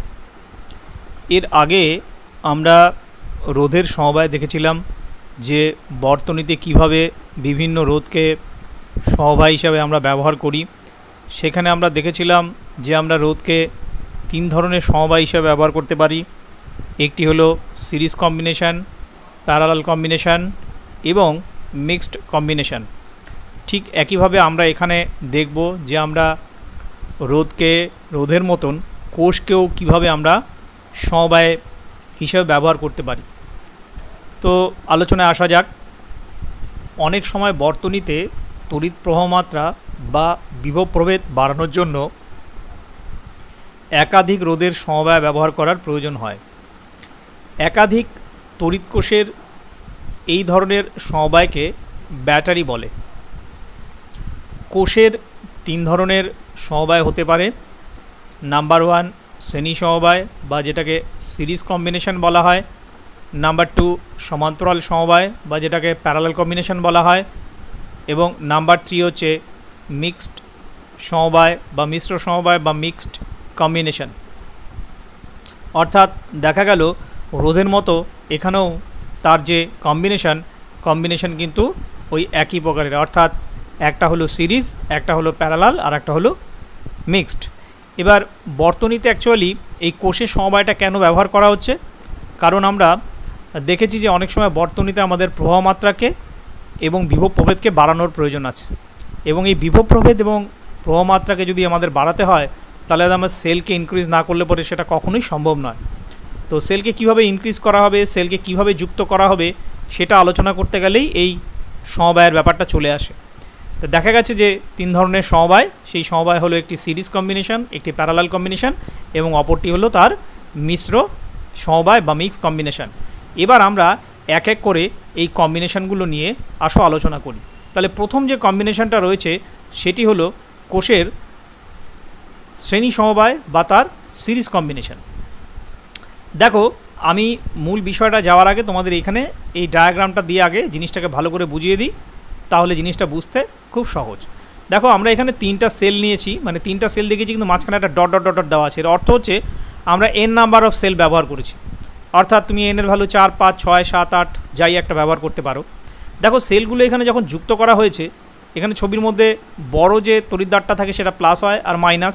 তাহলে এখানে যদি প্লাস, এখানে মাইনাস, তারপরে দেখো এখানে প্লাস, এখানে মাইনাস, এখানে দেখো প্লাস আর এখানে দেখো মাইনাস। এই দুটো সেলকে ভালো করে লক্ষ্য করো। দেখো, এই সেলের অপোজিট যে পোলগুলো আছে সেগুলো ইন্টারকানেক্টেড, অর্থাৎ প্রথম সেলের যে নেগেটিভ প্রান্তটা সেটা দ্বিতীয় সেলের পজিটিভ প্রান্তের সঙ্গে, আবার দ্বিতীয় সেলের নেগেটিভ প্রান্তটা তৃতীয় সেলের পজিটিভের সঙ্গে, আবার তৃতীয় সেলের যে নেগেটিভ প্রান্তটা সেটা চতুর্থ সেলের পজিটিভের সঙ্গে। এইভাবে ক্রমান্বয়ে দেখো এই সেলগুলোকে যুক্ত করা আছে। এইভাবে যদি যুক্ত করা হয় এবং সবার শেষে যে প্রথম এবং লাস্ট যে সেলটা থাকবে তার একটির পজিটিভ মেরু থাকবে আর আরেকটির থাকবে নেগেটিভ মেরু, সেই পজিটিভ এবং নেগেটিভ মেরুকে যদি একটি বহিস্থ রোধের সঙ্গে যুক্ত করে দাও তাহলে আমরা এখানে একটা কোষের শ্রেণী সমবায়কে তৈরি করব। তাহলে দেখো, আমরা এখানে যে সেলগুলো নিয়েছি প্রত্যেকটা সেলের দেখো ইএমএফ নেওয়া আছে ক্যাপিটাল ই করে, এবং প্রত্যেকটা সেলের যে ইন্টারনাল রেজিস্ট্যান্স সেই রেজিস্ট্যান্সগুলো নেওয়া আছে স্মল আর, এবং এই বর্তনী দিয়ে প্রবাহ মাত্রা চলছে ক্যাপিটাল আই আর বহিস্থ বর্তনীর রোধটা ব্যবহার করা আছে হচ্ছে ক্যাপিটাল আর। এটাই হচ্ছে মূল সার্কিট। তো আমি যদি এখানে খুব সহজভাবে জিনিসটাকে বোঝাতে চাই তাহলে আমি ধরো আমার মূল উদ্দেশ্যটা হচ্ছে যে কোষের শ্রেণীবায়টা তাহলে কীভাবে তৈরি করা হয় এবং বর্তনীর মধ্য দিয়ে যে প্রবাহ মাত্রাটা হবে তার মানটা কত হবে। তাহলে এখানে শ্রেণী সমবায়টা কীভাবে তৈরি করা হলো, যে পরপর কোষগুলোকে রাখতে হবে এবং প্রথমটির নেগেটিভ মেরুর সঙ্গে দ্বিতীয়টির পজিটিভ মেরু, দ্বিতীয়টির নেগেটিভ মেরুর সঙ্গে তৃতীয়টির পজিটিভ মেরু, তৃতীয়টির নেগেটিভ মেরুর সঙ্গে চতুর্থটির পজিটিভ মেরু, এইভাবে ক্রমান্বয়ে যুক্ত করে সর্বশেষে প্রথম এবং শেষ যে কোষটা থাকবে তার একটির ধনাত্মক মেরুর সঙ্গে এবং অপরটির ঋণাত্মক মেরুর সঙ্গে বহিস্থ বর্তনী রোধ আরকে যুক্ত করে কোষের যে সমবায়টা তৈরি হচ্ছে সেই সমবায়টাকে বলা হচ্ছে তার শ্রেণী সমবায়। এই অবস্থায় কোষের মধ্য দিয়ে মূল প্রবাহ মাত্রা হচ্ছে ক্যাপিটাল আই। তাহলে যখন ক্যালকুলেট করতে যাব তখন দেখো, আমি যদি এখানে সেলগুলোর কথা বলি তাহলে এখানে কয়টা সেল আছে, একটা সেল, দুটো সেল, তিনটা cell, dot dot dot N cell, N সংখ্যক সেল। তাহলে একটা সেল যদি নেই তার ইএমএফ যদি 3 থাকে, দুটো যদি সেল নেই সিরিজে তাহলে তার ইএমএফ হবে 3 + 3 6, আর একটা যদি নেই 3 + 3 + 3 দ্যাট ইজ 9।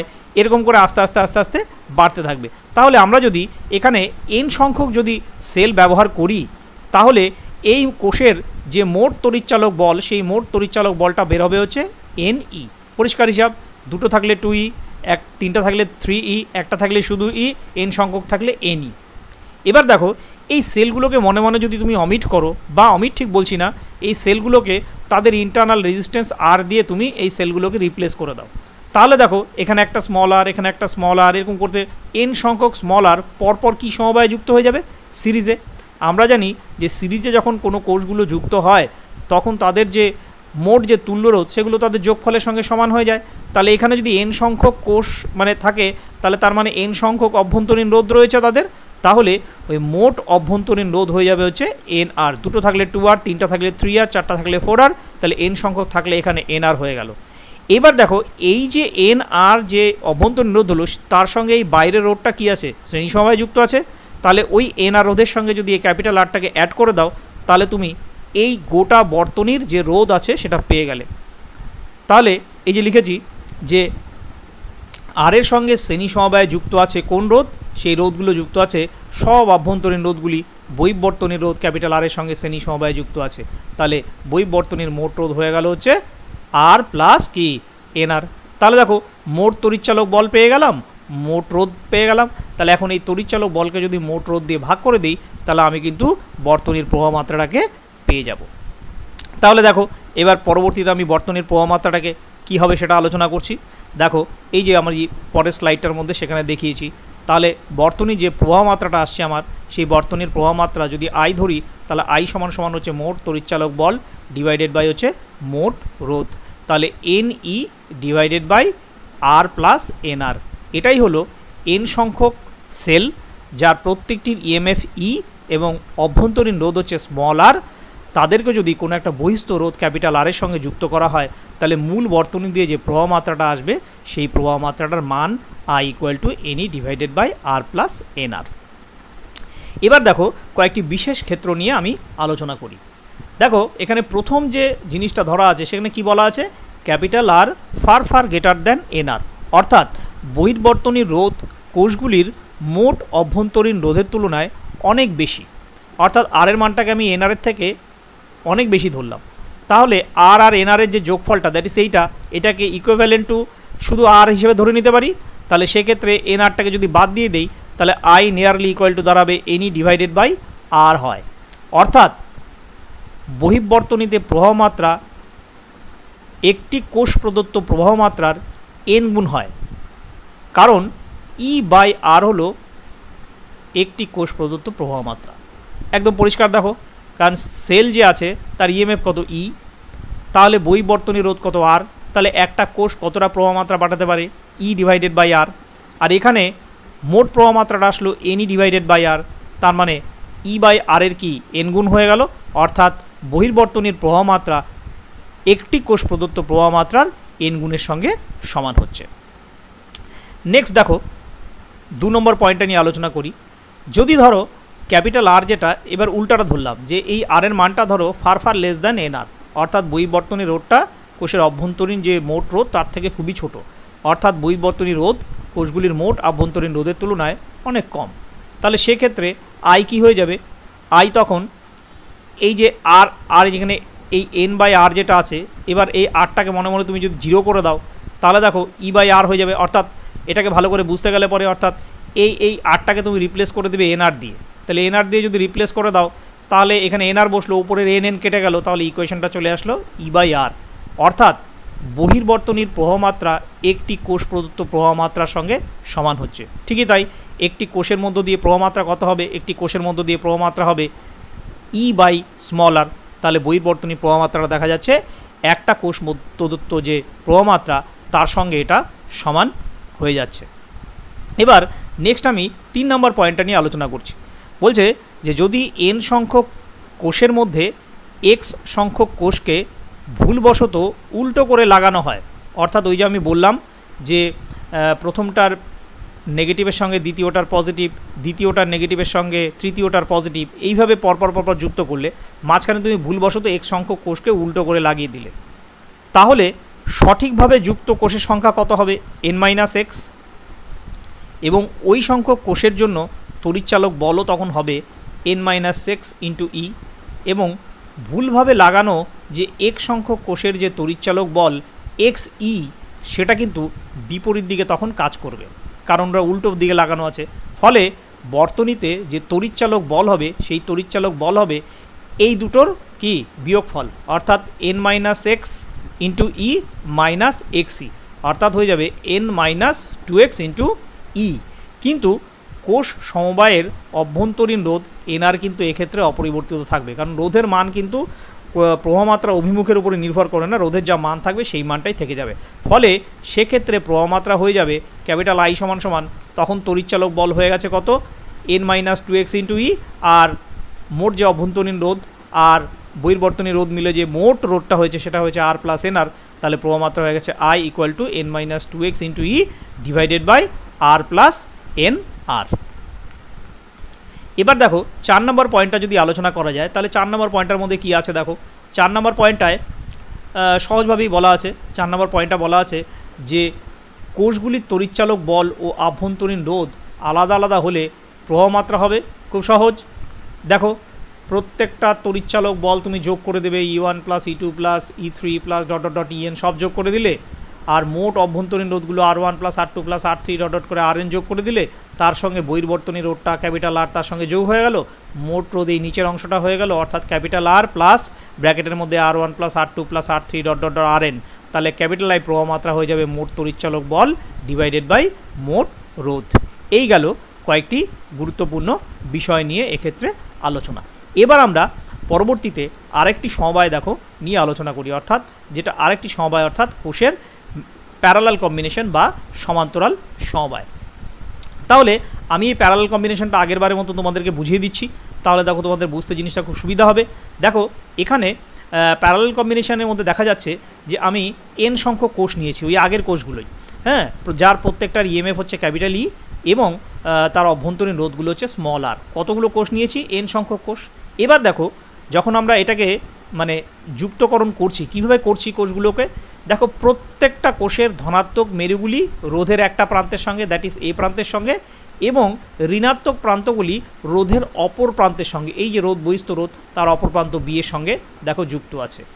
কোষের এই ধরনের সমবায়কে বলা হয় হচ্ছে তার সমান্তরাল সমবায়। অর্থাৎ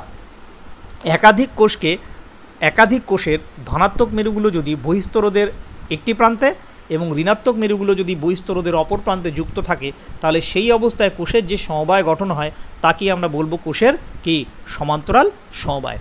এক্ষেত্রে মূল বর্তনী দিয়ে দেখো প্রবাহমাত্রা যাচ্ছে আই, এবং এই যে মূল বর্তনীর প্রবাহমাত্রাটা সেটা রোধের বহিস্থ রোধের মধ্য দিয়ে গিয়ে আবার কোষের মধ্যে ফিরে আসছে। তাহলে এখানেও ঠিক আগের বারের মতনই আমাদেরকে যে জিনিসটা বার করতে হবে সেটা হচ্ছে যে এই বহির্বর্তনীর যে প্রবাহমাত্রাটা আছে সেই প্রবাহমাত্রাটা কত। তাহলে দেখো প্রবাহমাত্রা বার করতে গেলে পরে আমাকে তড়িৎচালক বল কত হবে সেটা জানতে হবে, এবং এই বর্তনীর মোট যে রোধ আছে কত সেই রোধটা জানতে হবে। জানলে পরেই কিন্তু আমরা এখানে এই সহজেই প্রবাহমাত্রাটাকে বার করে ফেলতে পারবো। তো এখন দেখো এই যখন এই কোষগুলোকে তুমি এন সংখ্যক কোষগুলোকে এরকম সমান্তরাল সমবায়ে যুক্ত করবে, প্রত্যেকটা সেলের ইএমএফ একই আছে এখানে, তাহলে এ এবং বি এই দুই প্রান্তের যে বিভব প্রভেদ, সেই বিভব প্রভেদটা কিন্তু যে কোনো একটা ব্যাটারির যে তড়িৎচালক বল তার সঙ্গে সমান হয়ে যাবে। অর্থাৎ আগের বারে যেরকম সিরিজ করার সময় সবগুলো যোগ করে দিয়েছিলে, এবারে কিন্তু যোগ করলে হবে না। অর্থাৎ এখানে যদি সবগুলো সেলের ইএমএফ থাকে তাহলে এ এবং বি প্রান্তের বিভব প্রভেদটা দেখা যাবে হচ্ছে যে কোনো একটা তড়িৎচালক বলের সঙ্গে সমান হয়েছে, অর্থাৎ ই এর সঙ্গে সমান হয়ে গেছে। অর্থাৎ আপাত দৃষ্টিতে দেখলে এই ধরনের সমবায় কিন্তু আমাদের লস, কারণ আমি একাধিক কোষ ব্যবহার করে একটা কোষের যে তড়িৎচালক বল তার সমান পাচ্ছি, ফলে অন্যগুলো তো কোনো কাজেই আসছে না। কিন্তু আমাদের ক্যালকুলেশনের ক্ষেত্রে বা সিরিজ প্যারালাল বা বোঝার জন্য আমাদের প্যারালাল কম্বিনেশনটাকেও কিন্তু সেভাবে আলোচনা করা হচ্ছে। তাহলে এখানে এ এবং বি প্রান্তের যে বিভব পার্থক্য সেটা হয়ে যাচ্ছে একটা তড়িৎচালক বল ই এর সঙ্গে সমান। এবার দেখো আমি এখানে এই আভ্যন্তরীণ যে রোধগুলো আছে তাদের তুল্য রোধটা বার করে এই বহিস্থ রোধের সঙ্গে সেটাকে যোগ করে মোট রোধ বার করব। তাহলে আমি যদি এখানে স্মল আর হিসেবে ধরি যে অভ্যন্তরীণ রোধ প্রত্যেকটা কোষের আছে, তাহলে ওই স্মল আর যে রোধটা সেগুলো সব পরপর কি সমান্তরাল সমবায়ে যুক্ত আছে। আমি এই যে এদের যে কম্বিনেশনটা অর্থাৎ সেলের কম্বিনেশন অর্থাৎ আভ্যন্তরীণ রোধের যে কম্বিনেশন তাদের তুল্য রোধটা ধরে নিলাম হচ্ছে ক্যাপিটাল আর, ঠিক আছে। তাহলে প্রত্যেকটা রোধ এখানে কি সমান্তরাল সমবায় আছে। তাহলে আমরা ফর্মুলা জানি 1/r = 1/r1 + 1/r2 + 1/r3। তাহলে সেই ফর্মুলা যদি ইউজ করি তাহলে 1/r1 = হয়ে যাবে 1/r + 1/r + 1/r, কারণ এগুলো তো সব সমান আছে অভ্যন্তরীণ রোধগুলো। এরকম করতে করতে কত সংখ্যক পদ পর্যন্ত যাবে, n-তম পদ পর্যন্ত যাবে। তাহলে ইকুয়াল টু দিলে দেখো কি আসবে, দুটো থাকলে 2/r, তিনটা থাকলে 3/r, তাহলে n সংখ্যক থাকলে এখানে হয়ে যাবে হচ্ছে n/r।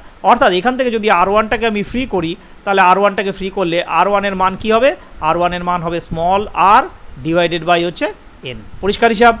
তাহলে দেখো এটাই আমি পরে লিখেছি, এবং এই r1 এর সঙ্গে যদি আমি এখন যদি এই rটাকে অ্যাড করে দিই তাহলে আমি বহিস্থ বর্তনীর মধ্য দিয়ে এই টোটাল বর্তনীতে যে মোট রোধ কত আছে সেটা আমি এখান থেকে সহজেই বের করে ফেলতে পারবো। দেখো সেটাই করা আছে। এই যে দেখো এখানে আমি সেটা দেখিয়েছি। কী আছে বলা এখানে দেখো পরিষ্কার হিসাব। দেখো বর্তনীর মোট রোধ তাহলে কত হলো, মোট রোধ হলো r প্লাস হচ্ছে r1, এই দুটোকে যোগ করো তাহলে দেখো r প্লাস r/n। তাহলে এই বর্তনীর প্রবাহমাত্রা তাহলে কী হয়ে গেল, মোট তড়িৎচালক বল ডিভাইডেড বাই মোট রোধ। আমি বলেছিলাম এক্ষেত্রে একাধিক কোষ ব্যবহার করলেও কিন্তু আমরা এ ও বি প্রান্তের মোট যে তড়িৎচালক বল সেটা পাবো হচ্ছে কত, ক্যাপিটাল ই। তাহলে I = E divided by r plus এই যে r/n। তাহলে এটাকে যদি একটু সিম্পলিফাইড করি অর্থাৎ এলসিএম করি তাহলে এনটা উপরে উঠে যাবে, তাহলে ইকুয়েশনটা চলে আসবে I = NE divided by small r plus nr। এটাই হয়ে গেল যখন কোষগুলি প্যারালাল কম্বিনেশনে থাকবে তখন বহিস্থ রোধের মধ্য দিয়ে প্রবাহ মাত্রার মান। এবার দেখো আগেরবারের মতন আমরা কয়েকটা বিশেষ ক্ষেত্র নিয়েও এখানে একটু আলোচনা করি। তাহলে দেখো বিশেষ ক্ষেত্রের মধ্যে প্রথম আলোচনাটা কি করা আছে, দেখো প্রথম আলোচনা করা আছে যে 1 নম্বর যে আলোচনাটা করা আছে সেখানে বলা আছে যে যদি r far greater than r হয়, অর্থাৎ বহিস্থ রোধের মানটা যদি স্মল r এর থেকে কি অনেকটা বড় হয় তাহলে সেক্ষেত্রে কী হবে দেখো, অর্থাৎ ওই আগেরবারের মতনই আমরা হিসাবটাকে করে নেব। অর্থাৎ এই সমীকরণটার দিকে তাকিয়ে থাকি যদি, তাহলে সেখান থেকে সহজে বার করা যাবে। অর্থাৎ এই যে r এর মানটা যদি স্মল r এর থেকে খুব বড় হয় তাহলে এই rটাকে মোটামুটি আমরা 0 ধরে নিতে পারি। তাহলে দেখো I = থাকবে NE আর ডিভাইডেড বাই হচ্ছে দেখো কি NR। তাহলে এটা যদি বসিয়ে দিই যে nearly = NE divided by NR, তাহলে NN কাটা গেল E/R। অর্থাৎ বহির্বর্তনী তড়িৎ প্রবাহ মাত্রা একটি মাত্র কোষ প্রদত্ত প্রবাহ মাত্রার n গুণের সঙ্গে সমান হচ্ছে। সেকেন্ড কেস, যখন এবার উল্টো কেসটা ধরে নিলাম যে NR far less than R হচ্ছে, অর্থাৎ বহির্বর্তনীর প্রতিটি কোষের অভ্যন্তরীণ রোধের তুলনায় অনেক কম হয়ে যাচ্ছে, তখন দেখো এই যে এখানে স্মল rটা থাকবে, এই অংশটা বাদ চলে যাচ্ছে, তাহলে NE divided by small r হয়ে যাচ্ছে। অর্থাৎ বহির্বর্তনীতে তড়িৎ প্রবাহ মাত্রা একটি মাত্র কোষ প্রদত্ত প্রবাহ মাত্রার n গুণের সঙ্গে কি সমান হয়ে যাচ্ছে। নেক্সট হচ্ছে আমরা যদি আলোচনা করি তাহলে 3 নম্বর যে পয়েন্টটা আছে সেই 3 নম্বর পয়েন্টটা দেখো কি আছে। 3 নম্বর পয়েন্টে বলছে কোষের সমান্তরাল সমবায়ের ক্ষেত্রে বহির্বর্তনীতে তড়িৎ প্রবাহ মাত্রা পাওয়া যায় তা প্রতিটি প্রদত্ত প্রবাহ মাত্রা যোগফলের সঙ্গে সমান হয়। সুতরাং প্রতিটি কোষের ক্ষরণ অপেক্ষাকৃত কম হয় এবং কোনো একটি কোষের ওপর অযথা চাপ পড়ে না। এইটি হলো কোষের সমান্তরাল সমবায় ব্যবহার করার একটা প্রধান সুবিধা। কিন্তু শ্রেণী সমবায়ে প্রতিটি কোষের মধ্য দিয়ে প্রবাহ মাত্রা একই প্রবাহ মাত্রা যায়। ঠিক একইভাবে 4 নম্বর পয়েন্টটা দেখো কি বলা আছে, অব্যবহৃত অবস্থায় কোষগুলিকে সমান্তরাল সমবায়ে যুক্ত করে ফেলে রাখা উচিত নয়, কারণ কোনো একটি কোষের তড়িৎচালক বল অন্য কোষ অপেক্ষা বেশি হলে ব্যাটারির মধ্যে তড়িৎ প্রবাহ চলতে থাকবে, ফলে কোষগুলি দ্রুত নিঃশেষ হয়ে যাবে। শ্রেণী সমবায়ে কিন্তু এই ধরনের কোনো আশঙ্কা আমাদের নেই। ফলে সেই জন্যই দেখা যায় যে আমরা কিন্তু সাধারণত এই প্যারালাল কম্বিনেশনটা খুব কম ব্যবহার করি, আমরা ওই শ্রেণী সমবায় যেটা আছে সেটাই সাধারণত ব্যবহার করে থাকি। এবার দেখো আমরা শ্রেণী সমবায় এবং সমান্তরাল সমবায়ের তুলনামূলক সুবিধা এবং একটা অসুবিধা নিয়ে একটা আলোচনা এখানে করেছি। কি বলা আছে আলোচনাটার মধ্যে দেখো, এখানে প্রথম পয়েন্টটা আলোচনা করা আছে, শ্রেণী সমবায়ে ব্যাটারির তড়িৎচালক বল ও অভ্যন্তরীণ রোধ উভয়ই বাড়ে। সমান্তরাল সমবায়ে ব্যাটারির তড়িৎচালক বল বাড়ে না, কিন্তু অভ্যন্তরীণ রোধ কমে যায়। যখন বহির্বর্তনী রোধ ব্যাটারির মোট অভ্যন্তরীণ রোধ অপেক্ষা বেশি হয় তখন কোষগুলিকে শ্রেণী সমবায়ে যুক্ত করলে প্রবাহ মাত্রা সর্বদা বৃদ্ধি পাবে। আবার যখন ব্যাটারির মোট অভ্যন্তরীণ রোধ অপেক্ষা বহির্বর্তনীর রোধ খুব কম হয় তখন কোষগুলিকে সমান্তরাল সমবায়ে যুক্ত করলে প্রবাহ মাত্রা বৃদ্ধি পায়। নেক্সট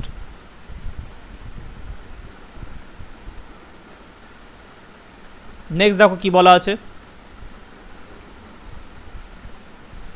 সমান্তরাল সমবায়ের ক্ষেত্রে মূল প্রবাহ সব কোষগুলির মধ্যে সমানভাবে ভাগ হয়ে যায়, ফলে কোনো একটি বিশেষ কোষের ওপর অযথা চাপ পড়ে না, কিন্তু শ্রেণী সমবায়ের প্রত্যেকটি কোষের মধ্য দিয়ে একই প্রবাহ মাত্রা যায়। নেক্সট পয়েন্ট কি বলেছে দেখো, সমান্তরাল সমবায়ের ক্ষেত্রে কোনো একটি কোষের তড়িৎচালক বল অন্য কোষ অপেক্ষা বেশি হলে ব্যাটারির মধ্যেই একটি তড়িৎ প্রবাহ চলতে থাকে, ফলে ব্যাটারিটিকে অব্যবহৃত অবস্থায় ফেলে রাখলেও কোষগুলি দ্রুত নিঃশেষ হয়ে যেতে পারে। শ্রেণী সমবায়ের ক্ষেত্রে এই ধরনের কোনো আশঙ্কা থাকে না, সেজন্য শ্রেণী সমবায়টাকেই সাধারণত আমরা বেশি ব্যবহার করি।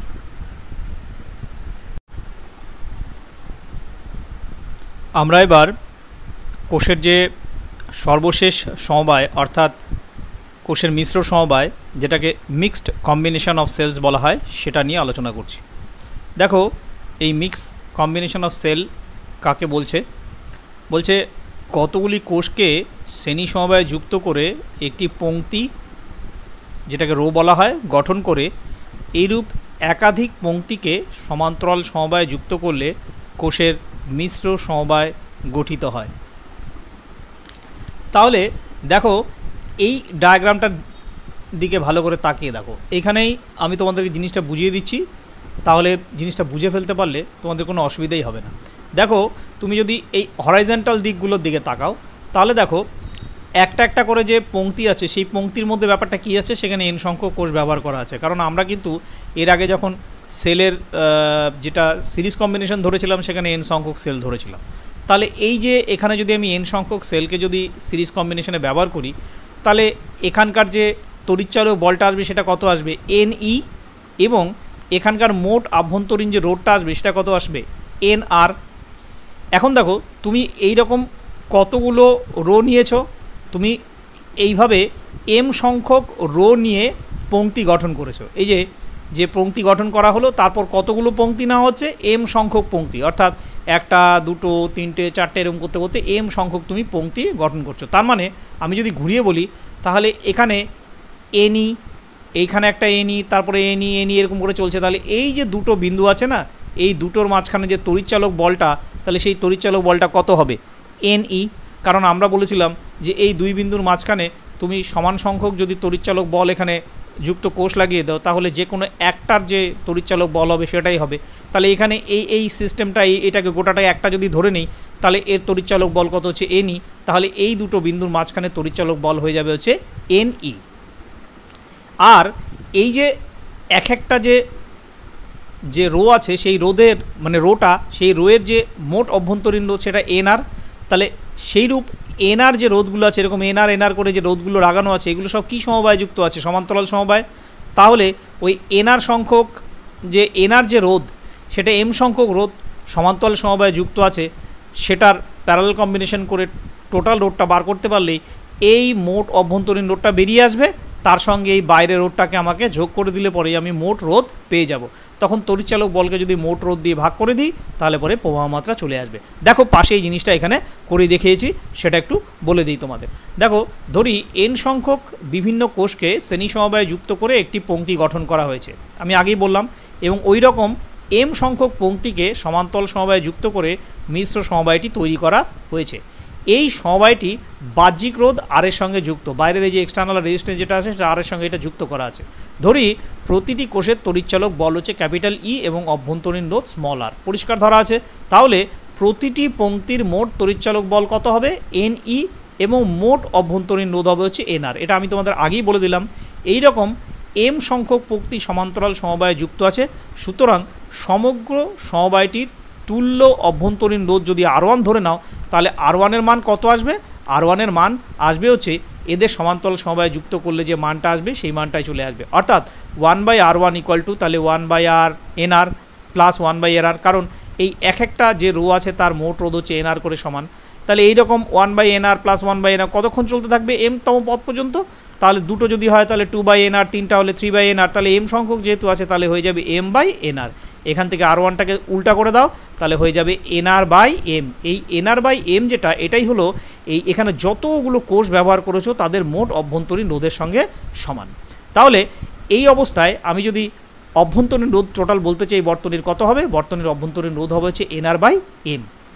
এবার বর্তনীর মোট রোধ তাহলে কত হবে, বর্তনীর মোট রোধ হবে হচ্ছে r+r1, অর্থাৎ এই যে বই বর্তনী রোধের সঙ্গে এই আরটা কি সিরিজ, r1টা সিরিজে আছে, তাহলে মোট রোধ হয়ে গেল r+r1, আর আরই থাকলো, এই r1-এর জায়গায় আমি মানটা বসিয়ে দিলাম nr/m, তাহলে মোট রোধ হয়ে গেল হচ্ছে r+nr/m।